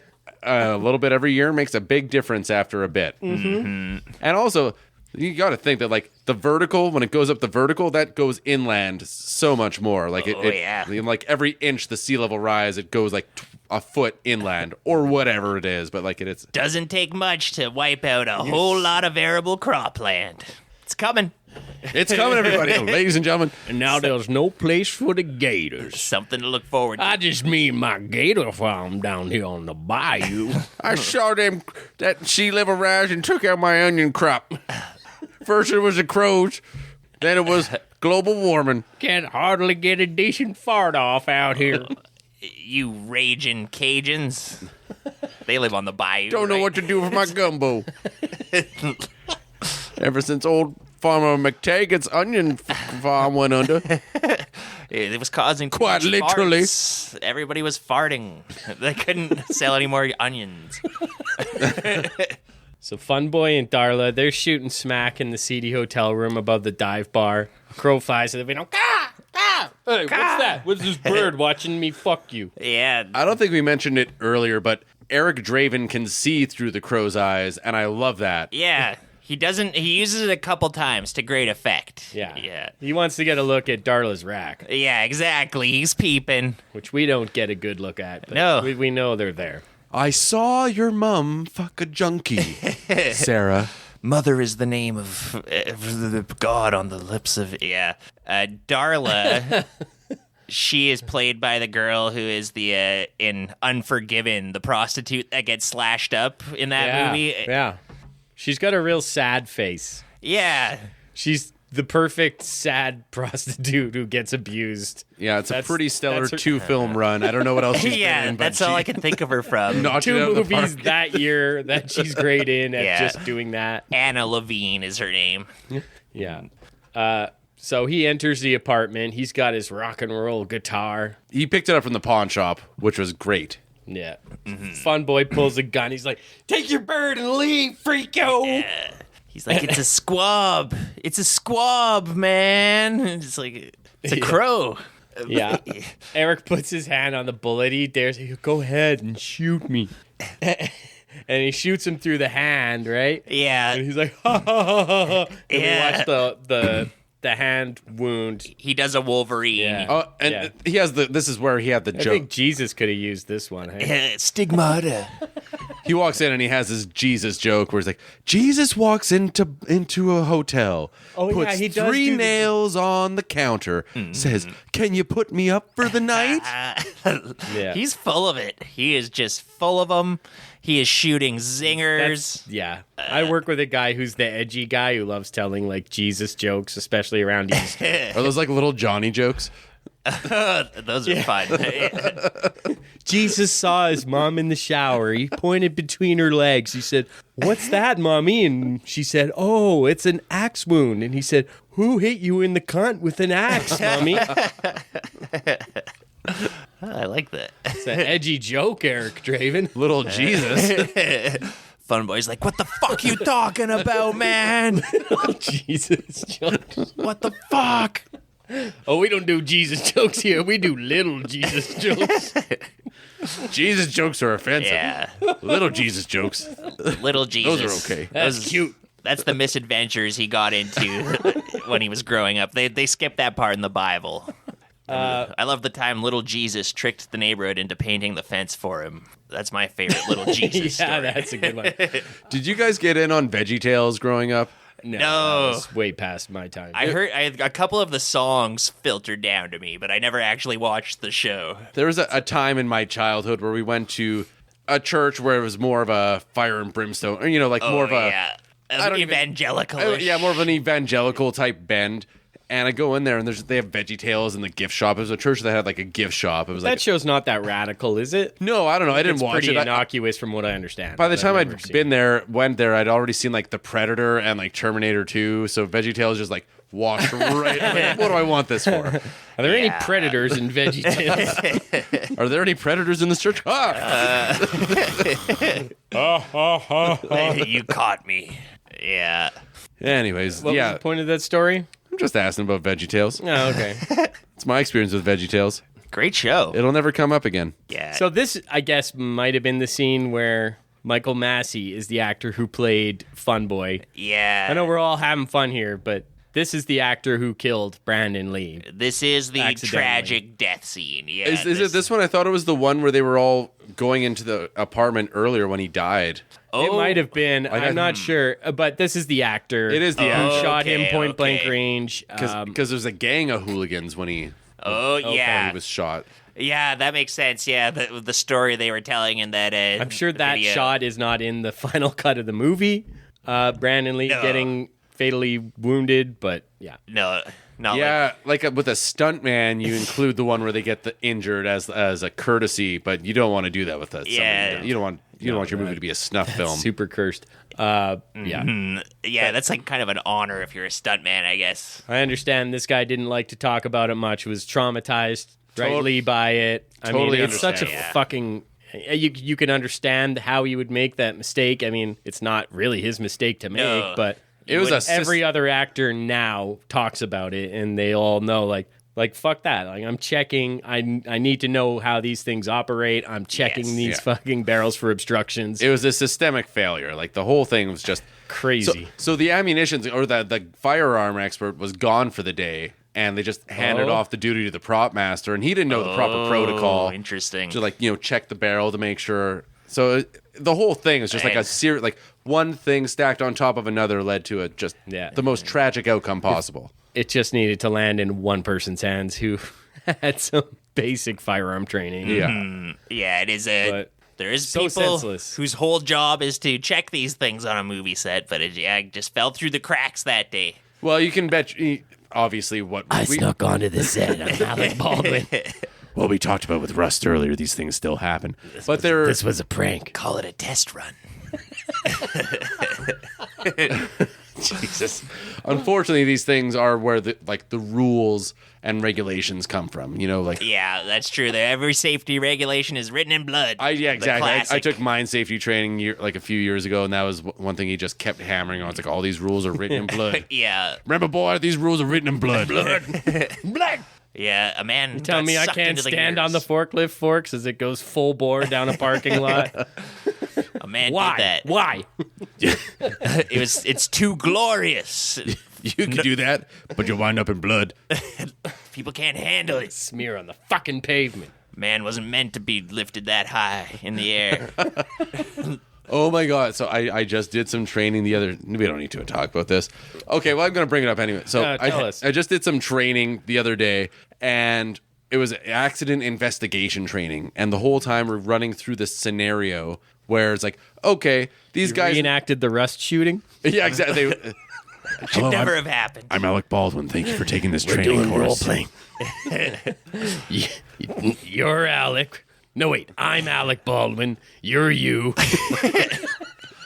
So Turns out accidents can happen. we're using a case study scenario, but we're not really told that it's a case study or anything like that. It's these guys who can't get a scissor lift through an area, so they take the guardrails off, and one guy is standing on when he rides, and he falls and hits his head. And I'm like, okay, break this down. What happened? If you're looking into this incident, if you're investigating, what should you do? Blah, blah. And we're all just like going about it and doing it. And then at the end, it's like, well, let's watch the last minute and a half of this video. Shortly afterwards, he went to the hospital, and then he had surgery. And then some days later, he had a massive heart attack as a result of the surgery. And he died, and he died 5 days later. I'm like, Jesus, they didn't need to include that. And then they flash this guy's face, and it has the memorandum years. I was like, holy shit. Are you happy with what you did to this man? You get a huge in memoriam reel. Yeah. Tiny, dinky, daffy pancaked by drunk dump truck driver. Yeah, out of nowhere though, like it was never hinted at that this was a real story or anything like that. And then everybody was just in stunned silence. It was on a Zoom You call. get baby pictures of him. I know he was a baby once, but this is really driving it in. Just nonstop baby pictures. Press conference, his mother is talking about what a great boy he was. There's like a photograph of him meeting Pee Wee Herman. Just like, oh, really just Him felt meeting bad the for president. him meeting Barney. Him just, Everyone. Got his whole childhood.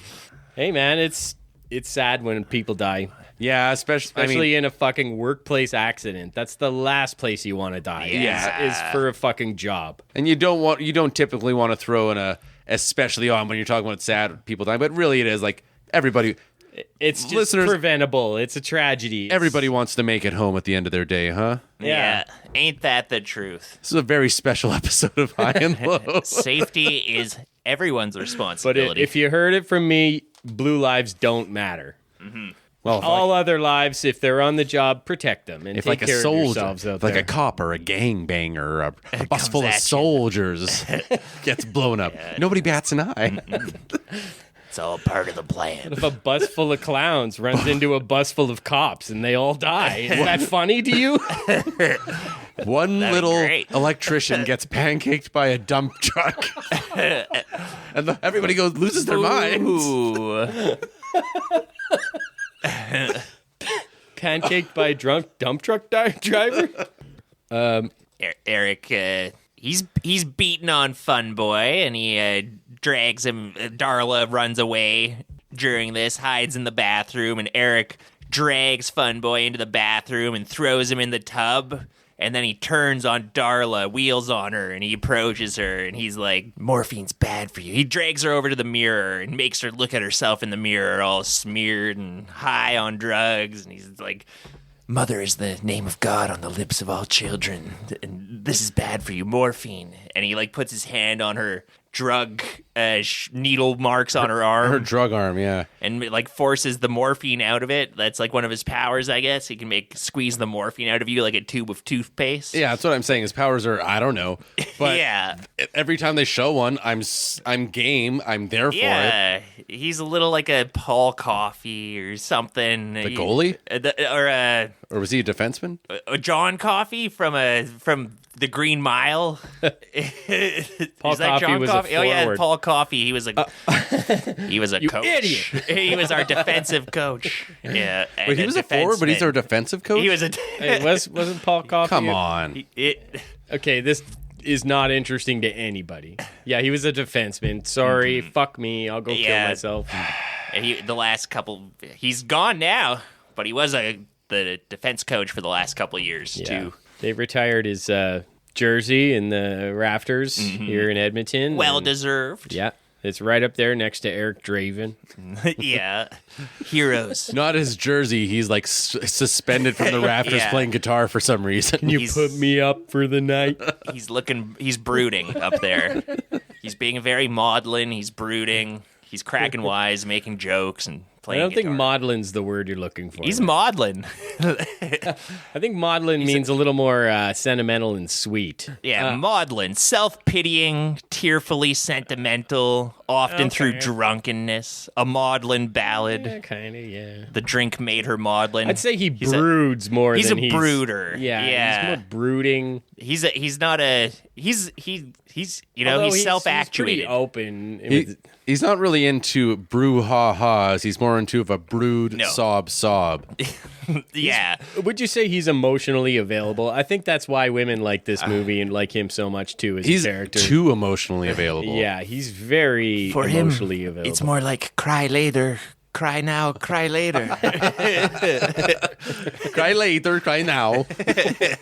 oh, I cry later. You cry now. I'm the crow. That's Bill Skarsgård. He's coming up in the next movie, ladies and gentlemen. You're tearing me apart, Shelley. We have some top tier impressions coming down the pipe. Yeah, just you wait.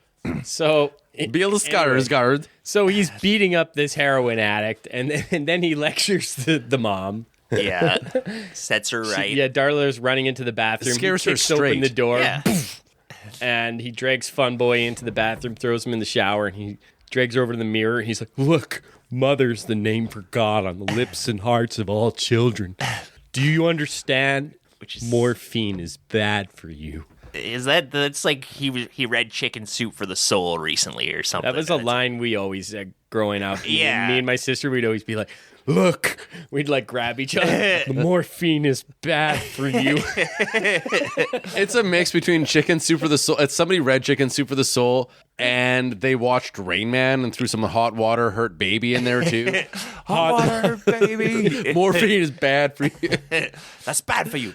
Hi, kids. We're home early. Morphine's bad for you, kids. Kids.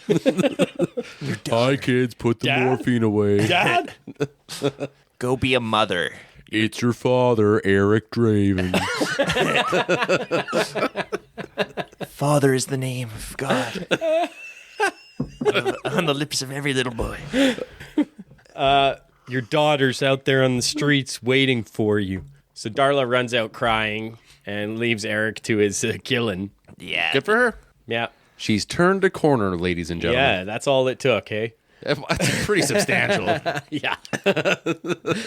Through So a Polito, he's in the bar drinking his sorrows away. kind of a remarkable coincidence, you know, the pawnbroker is in that bar drinking and Sort Gage of remarkable, shows up. but there are 4 places in this entire That's true. locations. Yeah. There was only you threw a dart. You had to There's- land on one of them. They weren't gonna have this kind of great production design in lots and lots of places. This is a mid-budget movie. Yeah. I didn't check the budget. They pull it off yeah. Oh, 23 million. Yeah, decent. So Polito's sitting there drinking. Gage, that's Tony Todd, comes to see him and question him about the fire. It's actually Grange. I just misspelled it Oh, from okay. here on out, it looks like. Say You gotta Tony do Todd. you got to do find and replace. Yeah. Anyway, he goes up to check out what happened to Fun Boy because Darla comes running from upstairs half nude. And then we see Fun Boy. He's sprawled out on the floor with a claw drawn on his chest and a bunch of needles stabbed into his heart. Yeah. So he gets the ironic death, too. What he loved the most was doing drugs and taking needles. A little bit of a 7 deadly sins thing here. I'm sure David Fincher saw this movie. Yeah.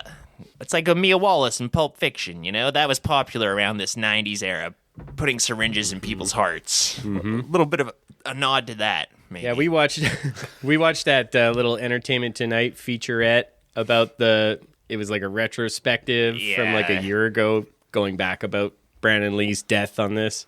And it had like footage from behind the scenes of like Leon the Professional, which was shooting at the same time. And Natalie Portman's like, yeah, we learned like how to check the guns because we all heard what happened with Brandon. Yeah. They had like Clooney talking about it, and he was like doing like Dusk Till Dawn and shit at the time, and like you saw like Travolta and like all the guys in Pulp Fiction. They were making that movie at the time, and they're all like, "Hey, we should look at these guns that we're holding in these movies now." Hey, like Yeah. holy shit! It's a time to have a safety moment. Yeah. And Anyway, enough on that. Safety moment. got it. When something happens, you break it down and have a safety moment Yeah. across the industry. So Gage, fucking Tony Todd, he sees the Crow, who's like, shh. He does one of these, shh. Hi, bye, I've been a naughty boy. and he ninjas out of there. Disappears. He loves doing that. He sure does. So now we get the scene where we're in Albrecht's apartment. Yeah, Eric's getting a little more bold now, revealing himself to people. He goes into Albrecht's apartment, and Albrecht's pretty freaked out. He's kind of put two together that this weird mime-faced weirdo is Eric. Well, he's like doodling on his old case file photos, and he's like, Could "Well, it what be if what if I put some mascara here and some lipstick here?" It kind of looks God. like him. We didn't talk about Albrecht's partner or his relationship with this detective guy at work who took his job essentially. So Yeah. we talked about how he got busted down, but he's always being shit on by the local detective in charge every step he gets. And Albrecht has taken this guy's case files, his old case files, Yeah. taken him home without permission. He's asking for trouble because this detective is the biggest dick in the force, and he uses every opportunity to remind Albrecht that he's just a beat cop now. He shouldn't be meddling in this kind of stuff. Albrecht is so the Crow. Eric Draven is in Albert's Eric who? apartment. Draven? Oh, You heard of him? Eric Drew J. Eric Cartman Eric fills in Gerard. Albrecht. He's like, or no, he asks Albrecht. He's like, so what happened to me? He's like, well, you took a 6-story swan dive out of a window, and your girlfriend, your fiance, Shelly, she was beaten and raped to death. Hey, you asked. Hey, you asked. Yeah. He's not sugarcoating it here. No, I appreciate it. this is It's a where particularly bad case of getting stabbed 50 times, shot, and thrown out of a Yeah. 4th-story window. Yeah. but it's not enough. Eric has to do the Vulcan mind meld on him now to see it for himself. You stayed with her for 30 hours. He knows Albrecht's a good guy. Albrecht's like, I wanted to get information from her. Yeah.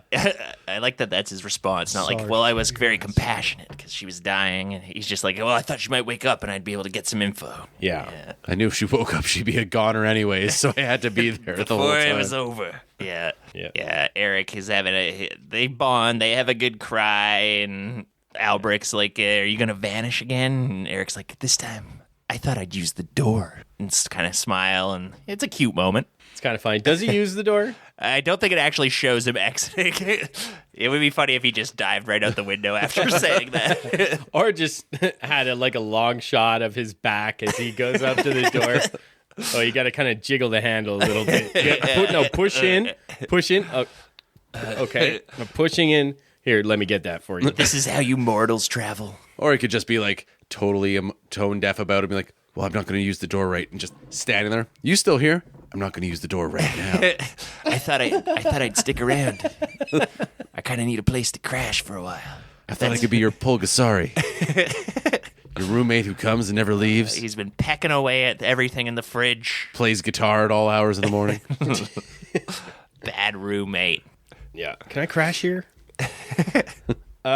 So Top Dollars Club, the pawn shop guy, and Tony Todd and Bai Ling, they're all hanging out. And Polito, the pawn shop guy, he's like telling everybody what happened. Top Dollar, what does he do? Yeah. He throws an eyeball at him. He's like, hey, look at this fucking thing.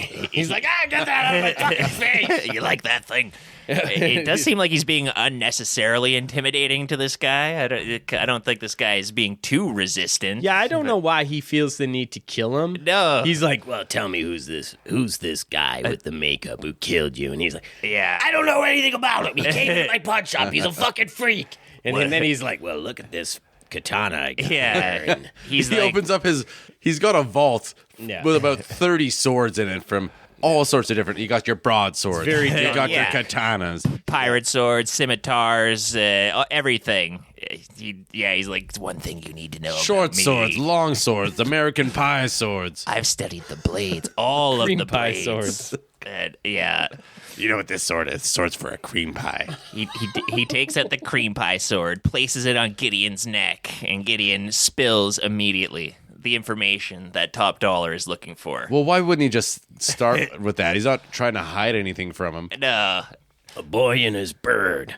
Awful touching. And then he stabs Polito through the neck. yeah, with it the gets sword. him pretty good. And then he's like, would you hurry up and fucking die? And he pulls out a gun and he shoots him like Really in the funny. head and in the chest. It's pretty brutal. It's the classic move where to show how bad the top bad guy is, you have to show that he'll just kill one of his henchmen or kill another bad guy without blinking twice. Yeah. So Eric, he's playing. We're getting this. Is this where he's playing? He's like, boo, doo, doo, Bo, bo, bo, bo, bo, bo, bo, bo, bo, bo, bo.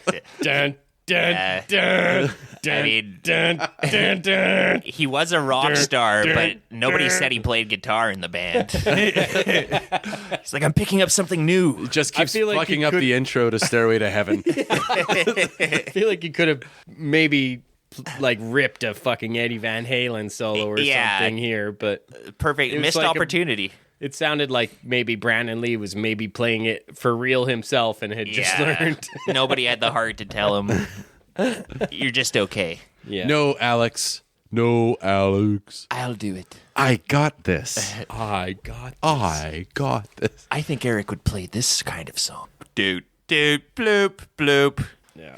Mitch, He's got- Mitch, lead on. He's got his guitar just dangling though too. Is there anybody living in these apartment buildings? Or are they all abandoned? Everything seems to be abandoned. And why is it still standing here? I don't like okay. I just whoa. Yeah. Why is this still Hold an up. active crime scene? It's been a year later. And also, like, if they're so hot to trot to get all these people out of here, how come they're still fucking got a building here? What do And you mean an active crime scene? he had to go through crime scene tape to get there. Well, nobody took it down because nobody's living there. Well, why isn't the building still standing? Because it's Detroit. Have you been there? This No, building have should you? be burned down. No, but I've seen documentaries and shit about it. It's abandoned houses everywhere. But Buddy's got the plan to build up a new apartment complex, or doesn't he? Yeah, but he hasn't done that yet. He's too busy fucking his sister and doing heroin. He forgot his plan. It's too busy like sniffing eyeballs and stuff. Yeah, he freebased a bit too much cocaine. He got a little sidetracked. The man gets a little bit too far into his eyeball sniffing habit. Man No on telling. ether. There's nothing more depraved. Here we get once again the crow carrying us to the next plot point. The crow's flying around the city. Follow me. Much like that, Mitchell. This way. Yeah, he flies around the city, kind of pops off into Sarah's place, and Mitchell's our crow. He takes in us a from way. plot point to plot point. That's Yeah, right. that's your job this episode. I'm a psychopomp, I think they call it. A psychopomp? Yeah, isn't that like a spirit animal that guides you in the afterlife or something? I've never heard that term, but Sure. okay, that's cool. Hey, bro, you do you. The crow's going all around the Over here city. existing. I love that for you. He's eating kernels of corn. He's he's flying around. Who does he This is so spot? fucking weird. Jesus T-Pain. Christ, this fucking guy. Oh, wait, T-Bird. Just once, I'd love to come into the studio and have him not hanging from the ceiling playing electric guitar. Like You some guys- psycho pomp. You don't hang from the ceilings. Psychopomp us up the stairs here. Yeah, I know a guy, he can hang. Just fucking mention. If I don't spend half an hour brooding on a gargoyle from a rooftop every day, my day is not complete. I can't wait for that mental health trend to take hold. And wake up every morning, go up to the nearest gargoyle on the roof, hang there for brood for 30 minutes. I turn to stone during the day, and then at night, the stone cracks off. And I take flight. Emotionally, not metaphorical. I play smoke on the water. I become emotionally Badly. available at night. Oh, he's so dreamy. Yeah, So- women want him, men want to be him. So yeah, oh yeah. So he's chasing T-Bird, right? T-Bird's in the T-Bird. Yeah, T-Bird and Skank. Skank's in there too. Yeah, they're having a grand old time. T-Bird's like, go into the convenience store, get us some smokes and road beers. Smokes and road beer. These guys know how to fucking party. hit pretty hard. I want Yeah. some of those. Man, Don't drink and drive, but no. Unless you drive better with a buzz. Oh yeah, a In couple which drinks. case, a couple of drinks is. If it's you're a actually nervous good just driver, to- that'll loosen you up. I was helping my dad do an sound system installation when I was like 14 or 15 or something like that. Like I had my learner's permit so I could drive, and I was driving his buddy home, and he like pulled out like some beers, and he's like, "Here, drink this." And I'm like, "Oh, okay, sounds good." And then he's like, "I'm gonna have a nap now." I'm like, "What do I do?" He's like, "Just keep it between the ditches." And I'm like, "Oh, okay, sounds." classic. Yeah, And sure enough, you crashed right into the ditch. yeah, exactly. Could barely see over the steering wheel. Sent him flying. He's like, And the crow's been guiding you since. That's right. he's like, sit on this phone book and use this broom handle for the pedals. Here, put this bucket on your head. I drew a grown-up face on it with a beard, so the police won't think twice. Yeah, T-Bird goes into the car, starts the car up while Skank's getting the brewskis and the smokes. And who's sitting in the back seat of the car, lying in wait? Your passenger. It's me, a dark passenger for you. Mind if I split your Uber? He doesn't say that. No, he needs more lines like that. Yeah, Brandon Lee. He has Uber face. Yeah. He should be in an Uber. This guy's Is that like iPhone face? Yeah. We've lived in a hot time new where term. Uber exists. Yeah. You can just tell. His eyes have seen the Uber app. If you ever had to flag down a yellow cab at 3 a.m. Oh God. We actually get a pretty good car chase scene here because you've got Eric is making T-Bird drive through these alleys now, and then the cops catch on and they're chasing them, and then Skank also gets in a car, hijacks a car, and he's involved in the chase. Oh, Skank just gets downright pissed off when he sees T-Bird's car go driving off, and he goes chasing What the hell, after him. man? We were supposed to party. Yeah, they're just it ends up where T-Bird and Eric kind of lead them on a merry chase through all these alleys until Skank and the cops crash into each other, and then they can get away. They zip off.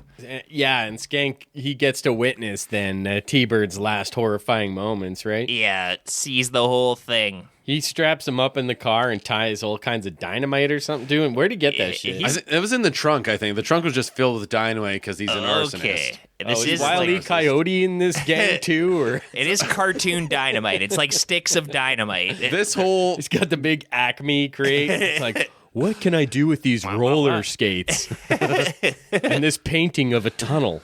I can come up with some creative depth. I happen to have 20 pounds of C4. And a hang glider?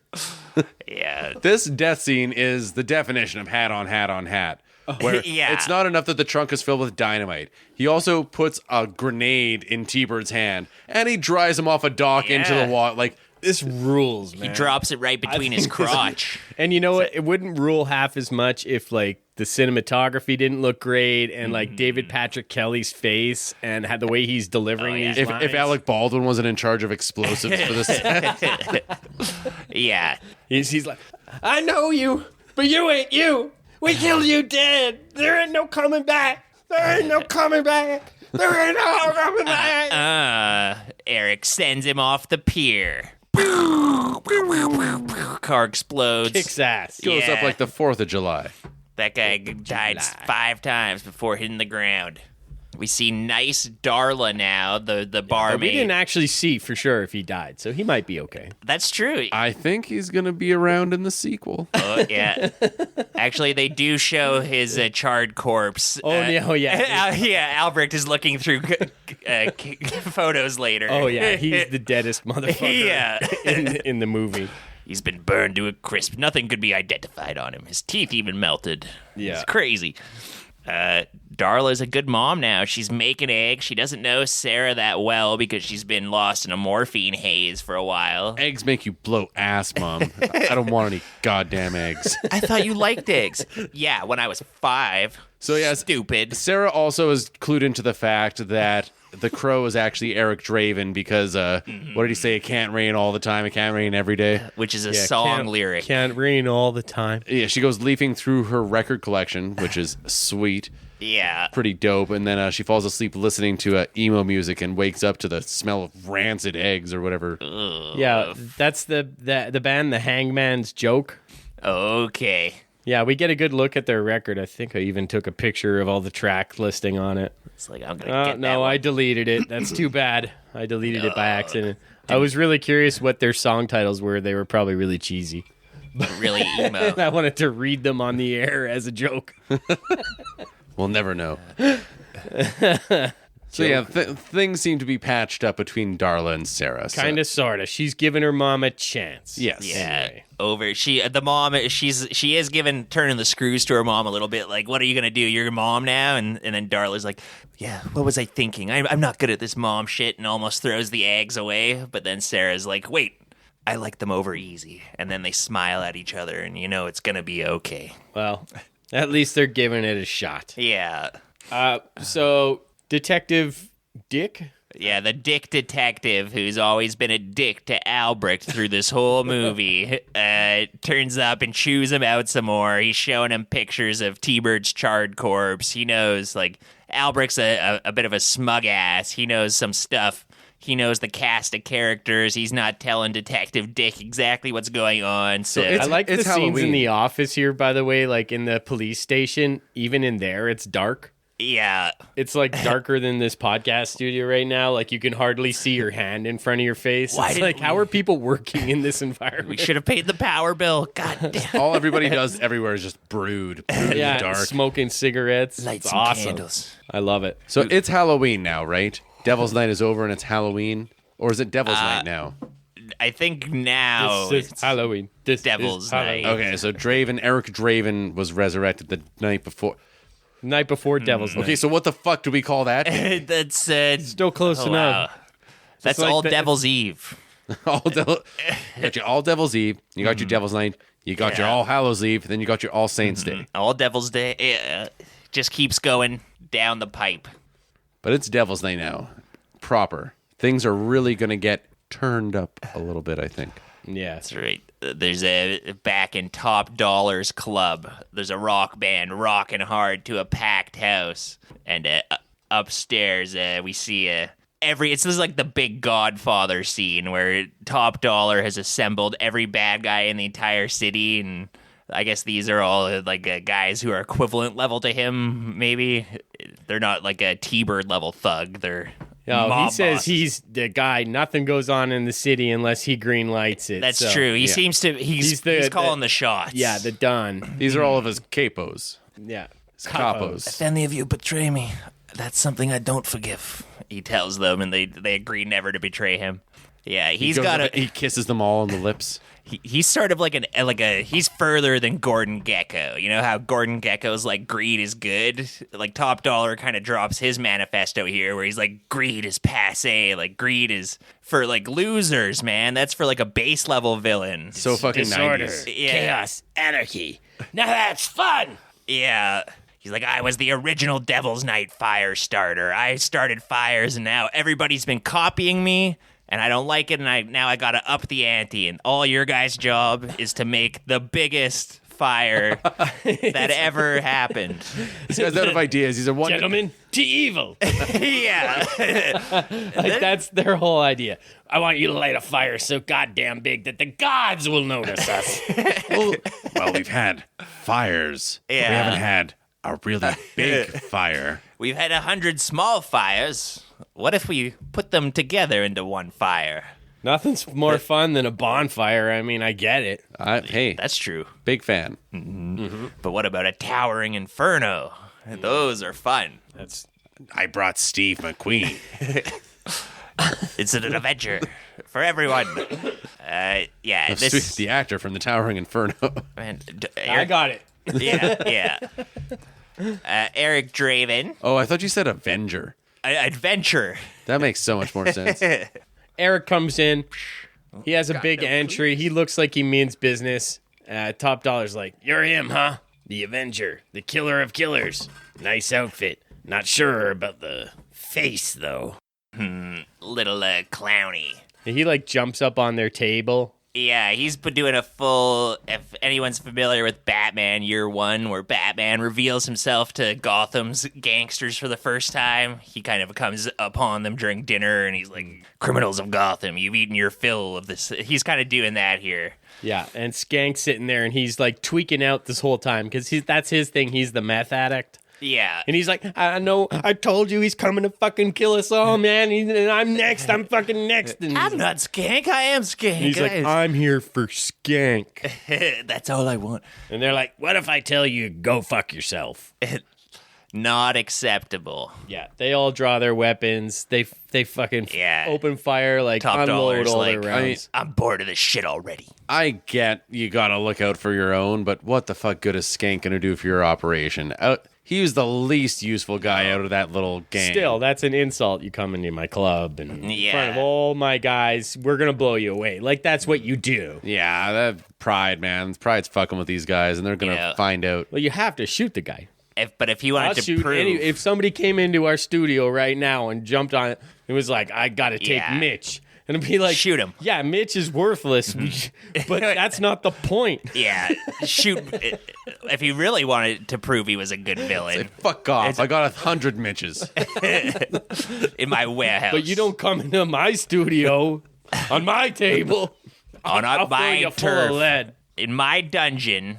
Yeah, they've got. Well, why didn't he just do? Top Dollar should have done the bad guy thing again and been like, "Oh, you want to kill Skank?" and killed Skank himself. Draw his gun and shoot Skank. That's the good bad guy move to do. Oh, that would have been good if he just like pulled out his gun and shot Skank right between Yeah. the eyes. That would have been awesome. It's like, I'm the real bad guy. Forget about Skank. Instead, we get an awesome gunfight. This is also pretty good. Yeah. We could have had both, but this have is a top tier action scene. You got the sparks, you got the flashing lights, you get the broken glass, you get the acrobatics, you get the squibs. It's pretty good. And one thing about Eric is that he kind of has the Rocky approach to fighting, which is like just get punched in the face. Like, don't have any defense. He doesn't need it because he can heal and he's immortal. So Yeah, not much. Yeah. he just like walks into bullets and gets shot up and everything and gets ragdolled. And that's kind of a fun approach to fighting. Yeah, he takes fun. them all out one by one. Yeah. It's like what's some other movies that have done that? Kick Ass, wasn't that one like that? Oh, yeah. He's got some kind of, he can't feel pain in that Yeah, or something. so he's just getting his fucking ass kicked, but he just keeps coming. Yeah. Yeah. Black Mask. He can't feel pain in that, but I barely remember that one. It's a fun idea for a comic book hero to just take punishment. That's right. Like really on fucking kicking. take punishment. Their fight is just it's an all-out fight. It's blasting everywhere. It's spilling out into the floor below where the concert is, and like all the concert goers run away and the band flees, and it's getting more elaborate until, finally all the henchmen are dead and all the lower level guys, and yeah, Eric kills Skank. How does he kill Skank? It's not like it's not that like special like the other kills. I don't think we even necessarily wait. Do we see him? I don't remember him specifically just- killing Skank, but I just remember that nobody is alive by the end of it. Yeah, there's just a bunch of dead bodies. Like Michael Wincott and Bai Ling get away, Yeah, top and and Tony Grange Todd. is with them too. Yeah. Yeah. Yeah. But they get away. They get away. But everybody who stays in the Named room is characters dead. this way. Everybody else die. except for you, Skank. Man. You stay in the room too. Yeah, no, it is. You are next. During this whole fight. I love this interaction though. That it's just because, and this actor that plays Skank is also fucking excellent, and just the register that he gets into here, and when Crow's got him, and he's just like, "Isn't that you, Skank? You son of a bitch!" He's like, "I'm not Skank. Skank's over there. Skank's dead." Dave's not here, man. Yeah, He's pulling a Cheech and Chong. yeah. Well, that's one of the things that we've touched on this a bunch. Dead. This movie just has performances on performances on performances. Everybody is good, top to bottom. Even Sarah is fine. It's just that dialogue that they give characters like her in pretty much every movie that tries to throw in like a child narrator or like a precocious kid. Yeah. You can fucking keep it, but like she does fine with what she's given. Like everybody in this movie is showing up and doing a good job. The curse words are nice, but drop the philosophizing. So the cops have the place surrounded. He's fleeing across the rooftops, and there's a chopper chasing him. So he just straight swan dives off a roof and manages to get into Albrecht's car and get away. He's like, "You got him, you son of a bitch," Yeah. or whatever. Albrecht got busted down. He's not he's like in plain clothes now, just driving his personal vehicle. He's decided to help him. Micah, Bai Ling noticed something when Eric was attacking this place. She kind of deduced that the source of his powers is the crow that he keeps with him. She was wise enough to pick up on that. And She's Asian, so she's mystical. Yeah, she knows the old ways of magic, and she's very she knows more inscrutable. than you can ever understand, Yeah. white boy. She's got a crow feather now. This is a prop she carries for the rest of the movie. Although it is a diverse movie, and I don't think it's just because she's Asian. They are literally just doing witchcraft throughout the movie, her and Top Dollar. So but Different kinds of witchcraft. it's a little bit tropey. So they know that if they get their hands on this crow, they might be able to steal Eric's powers and give it to Top Yeah, Dollar. she's a witch. She figured it out. Yeah, we get that weird Being a scene. witch now is like a compliment. Like women love that. Like, see. I'm actually witchy. I'm a witch. Yeah. Why are we gathering in a coven? Coven. Right. Yeah, I see lots of witch posts, and I'm like, you know what? That's fun. Yeah. Enjoy your witchy times. Hey, I got no issue with it. Burn a candle, make a spell. There's a fun scene here where Eric is just leaning against a post. It must be Halloween now. Man, but he must be tired. He's leaning all day. That's happened in a couple high and low movies. Yeah, he's I don't think he's looking for no work. he's tired, man. I do like him, Predator Billy laughing. I don't know why these kids, because it is Devil's Night, and these kids are running around with masks. You know, dude. Eric likes it though. He's like It's not smiling. Halloween. He's bemused by it. He has a moment. Like we get the lower frame rate He part likes on this, that. and it's like a little bit of an iconic Brandon Lee. Like, you get a few scenes in this movie where it really seems like the camera just lingers on him for an extra second or two, or like you get a little freeze frame. I think you get a freeze frame at the end of this scene too, where it's like, just take a look at this man, and look at him smiling, look at how like radiant he is on the screen. I like these moments. Let's add a little extra poignancy. Yeah, it does. Maybe Proyas is mining his death for extra poignancy. Maybe not. Maybe it's a heartfelt tribute. Maybe that's just the way it was cut. I don't know, but it works. The intentions are irrelevant. All that matters is the result. The effect is good. I'll allow it. Eric comes upon Sarah sleeping in the cemetery at their graves, and he kind of wakes her up. Like, it's really late, Sarah. You should go home. You didn't say goodbye. You're just going to have to forgive me for that. Yeah. You know who really ate his lunch and picked up where Brandon Lee left off is Keanu. Yeah. And Keanu could have played this role. He could have for sure. Mm-hmm.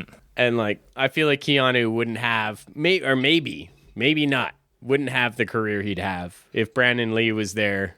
Because they're like the same. Oh, I don't think... They look the same. They do martial arts. They talk the same. They're both half Asian. They're both tall and really handsome. I mean, I don't know. He was already on his way. He had done Speed and Point Break by the time this movie came out. That was 94. Speed was shot like at the same time as this movie. Yeah.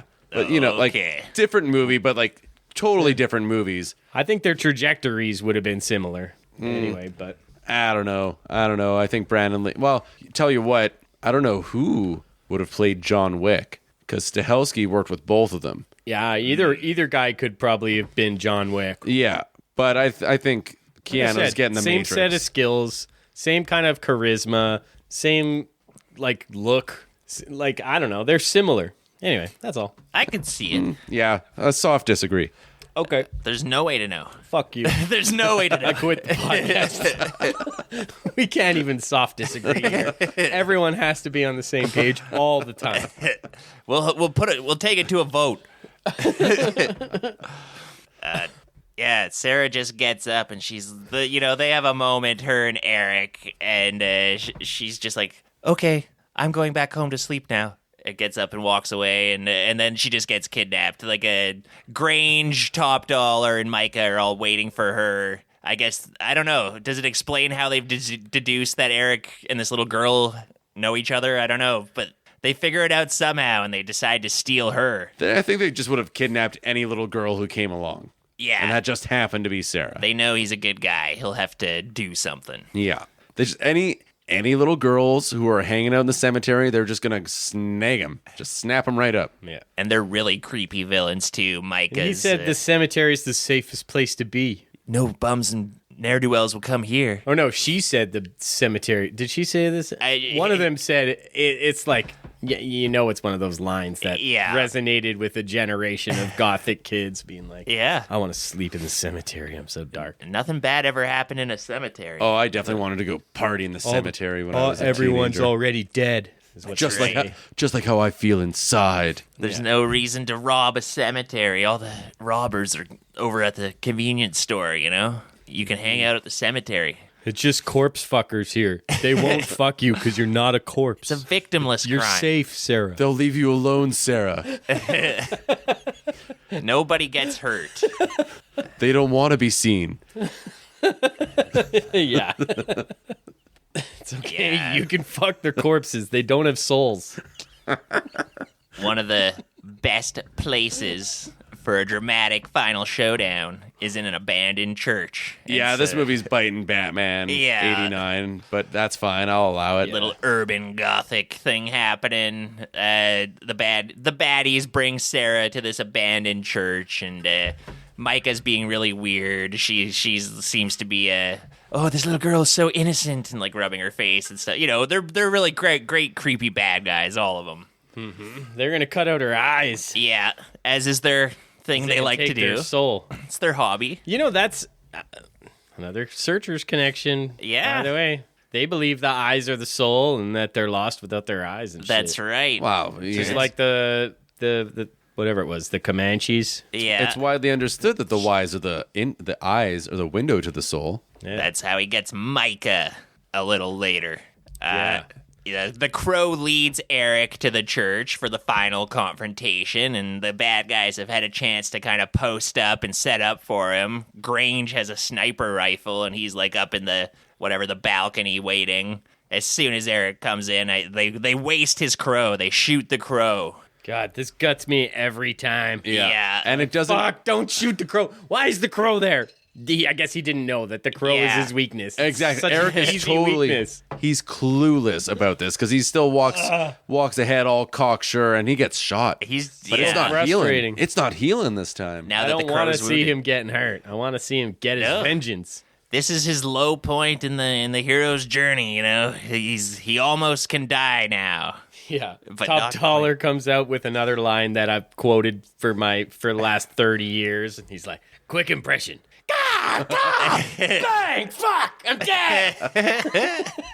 That's a good impression of a crow being shot. It really sums up the whole movie. It's a very niche impression. I love that. And he also says something along the lines of like, I think your life circumstances have changed quite drastically in the past 2 minutes. He's like, maybe I got a few more impressions. I got a quick 5. Can I try out some of my material on you?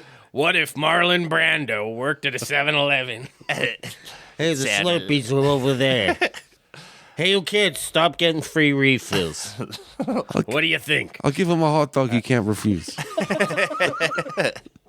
Which is any hot dog. Not one with onions, though. Your bit needs work. Nothing that makes you fart. And yeah, Albrecht busts in the joint with his gun drawn now, and he's helping Eric. He's getting in on the firefight. He's shooting at Grange and all them, and they end up... he wastes Grange. He kills Tony Todd. Yeah. And then they, Top Dollar flees up a bell tower with Micah, and Albrecht and Eric start making their way up this bell tower, and Albrecht takes a bullet. He has to stay on the staircase. He can't keep going. It's all on Eric now, who is weakened. He's limping. He's bleeding, but he has to see the job through and save Sarah. Yeah.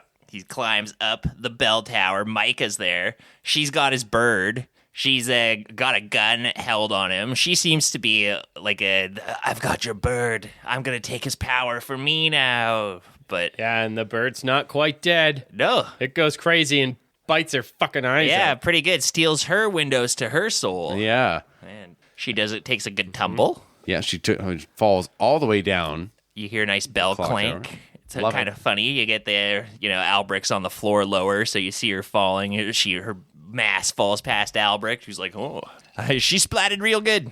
That's fun. Love a good bell tower splat. So now it's a rainy fight on the roof.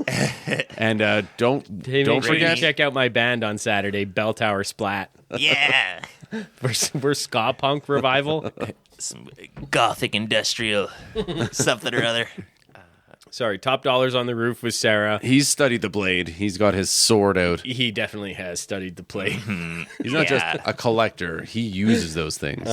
Yeah, he's having fun with this whole scenario. He kind of tosses Sarah off the roof, and she's hanging on by the edge. And then he goes after Eric, and they have their good sword fight. He's winning, basically. He gets it to the point where... Yeah, he stabs Eric right in the chest, and then Eric's like, hey, why don't you come here for a second? And he grabs him, and he's like, this is all her pain. 30 hours of pain. He mind melds Shelley's pain into him. Yeah, and at the 11th hour, we find out he can funnel people's pains into other people, and that's a pretty sweet power. It is pretty sweet, and it's very thematically strong. It's the Hulk ending. Yeah. It is the Nick Nolte Hulk ending. You want my energy? Take it all. Yeah. Fuck. Albrecht. Shit. Onion. Goddamn onion. 30 hours of pain. I fell off the In 10 fucking roof. I had onions on my hot dog. I got 30 hours of pain. No man can handle this 30 much hours of pain. heartburn. Ah, fuck. Where's the Imodium? The sadness is too much. He falls off the roof. Imodium, isn't that the diarrhea medication? That's even better than heartburn. Some Allegra for my allergies. I got 30 hours on the shutter. amateur numbers. I love how much Nick Nolte's coming up. I have no idea why. Oh, because he was in the Hulk movie. Yeah. Oh yeah, okay. And there's You guys the 48 mentioned it, hours and connection. I forgot. Yeah, in the Hulk movie, the Ang Lee Hulk. Yeah. Yeah, I like that movie. Me too. Yeah, it's all over for Top Dollar. Top dollars. He lands on that gargoyle. That's he gets good. Mortal Kombat fatality. Hey, Top Dollar, you forgot your change, bitch. Boom. Yeah, Could have used a couple more death zingers, but he's not that type Let of off hero. some steam. He's more of a sad look kind of guy. He likes to have fun, but yeah, it is like the end of Hot Fuzz, where the bad guy in that lands on a church spire and gets the big spike through his jaw. Yeah, they've got that going on with Top Dollar here. Yeah. He's kind of got a spike through his face and a couple spikes through his body. Well, that happened in Howling too. Yeah. Yeah, That's to a the good way to dwarf. go. Yeah. We love people getting impaled by church spikes on We this love podcast. it, don't we, folks? It's ironic. So, Big, Eric strong Draven. Tony Todd came to me, tears in his eyes. He said, love "Can't it. we have more people?" There's not enough impaling on spikes. It's an old-fashioned thing, and for spike impaling, we should bring it back. And He helps Sarah up. Eric Draven helps Sarah up. He goes down, reunites with Abacus, Albrecht, and, they kind of part ways. yeah. Yeah, he's quitting smoking too. Yeah, they have a moment where Eric lights up a smoke for Albrecht and puts it in his mouth, but I'm quitting now. I don't This is even like disgusting. smoking anymore. Yeah. This That's guy great. needs to run a clinic to help people quit smoking. Quit He'll be smoking, rich. quit morphine. This guy will get you off Yeah. whatever you're hooked on. And then Shelley's ghost pops up, and they reunite. Yeah, they're in the graveyard, they cuddle, and then Yeah. they just kind of float away. I think They they get in the Gruber with Eric humping an invisible woman. yeah. I'm gonna shoot. My ghost wife. I'm gonna shoot. When it's true love, you're not worried about looking Almost cool. Shelley. She floats off, and they're happily ever united in heaven. Is that what it is? I think that's what they say Yeah. when you have a wedding. It's a nice day for, well, that is 1994's The Crow. Caw, caw. Bang! Fuck! Crow Oh, the no. Raven, nevermore. We've done it. We've done the 1994 one. And now tune in next week. We're going to come back with the 30-year anniversary, the 30-year follow, 2024's The Crow. Long-awaited reimagining. Everybody's been chomping at the bit. But in the meantime, thank you for listening to the High and Low Movie Show. If this is something you enjoyed, why don't you rate, review, subscribe? Hit us up on socials. Say hello, how are you? And we'll say, fine, thanks. Yeah. And also, most importantly, why don't you Hello. tell a friend? Tell a friend. Tell a corvid friend. Tell your spirit guide. Tell any They can, birds you might know. Yeah, they can maybe draw you to new listeners. Maybe people that have wronged you. Tell These are that the buddy- kinds of scum we need listening to the show. do. We need the scum. I think I've heard Give me the scum. corvids are very intelligent. I don't think they'd be interested in this podcast, sadly. Well, why don't you tell that troglodyte who just plays guitar obnoxiously loud on his roof at all hours? Hate that. Tell him to turn off, listen to a podcast. If you work in human resources and you feel like you need workplace safety protocols set up, maybe show them this movie. Yeah. And they can listen to this podcast to learn a thing or two. Yeah, we'll put it into context. Yeah. Our goal is not only to entertain, but to educate. We're informing. Because if you can't personalize tragedy, it's hard. Numbers on a spreadsheet is nuts. Yeah, no one cares about that. Why don't you tell this to your buddy who's got 50 pounds of dynamite just loosely rolling around in his trunk? Yeah. Tell him if he's going to blast off. Yeah. Throw us on first.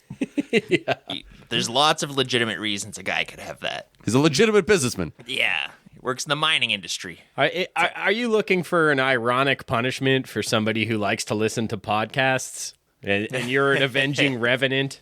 Maybe you should give them this podcast. You want my podcast? Take it all. It'll be like the end of Clockwork Orange, where they've got Alex trapped in the room and they turn the music on. Just turn the podcast on and they jump out a window. Do you have that friend who's just a little too on the nose? they're always drawing their name every time they do something. They'll draw like a big, I don't know, say their name is Drardinal. They're drawing a big Drardinal on the wall. A beautiful Drardinal. And this one goes out to all the Gerardinals out there. My son's name is also Gerardinal. I think they're a corvid. There are literally dozens of corvids. Did you know that corvids have funerals for their friends? Did you know this? Magpies do I've it. heard of this. I might have seen one once. If you know that, you might be a goth, and you might love this movie. When was the last time you heard the word corvid like 50 times in one day? Doctor told me I have corvid-19. Subscribe to this podcast to me. Eric Draven told me I have AIDS. Little red corvid. Well, until next time when we're talking about 2024's The Crow, thank you for listening to the High and Low podcast. I'm Vonn. Mitchell. I'm Luke. Smell you later.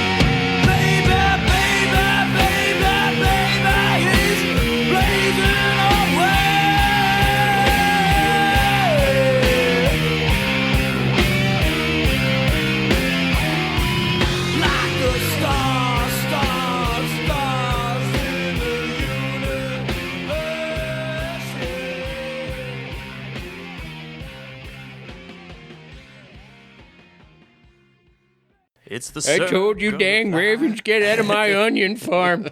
You're pecking my eyes out. There's crows and ravens. They're pecking me. They're such intelligent creatures. They're trying to burn our onion patch down on It's Devil's Night. It truly is the devil's night. I trained them to do that. You ain't seen what those criminals are do to an onion patch.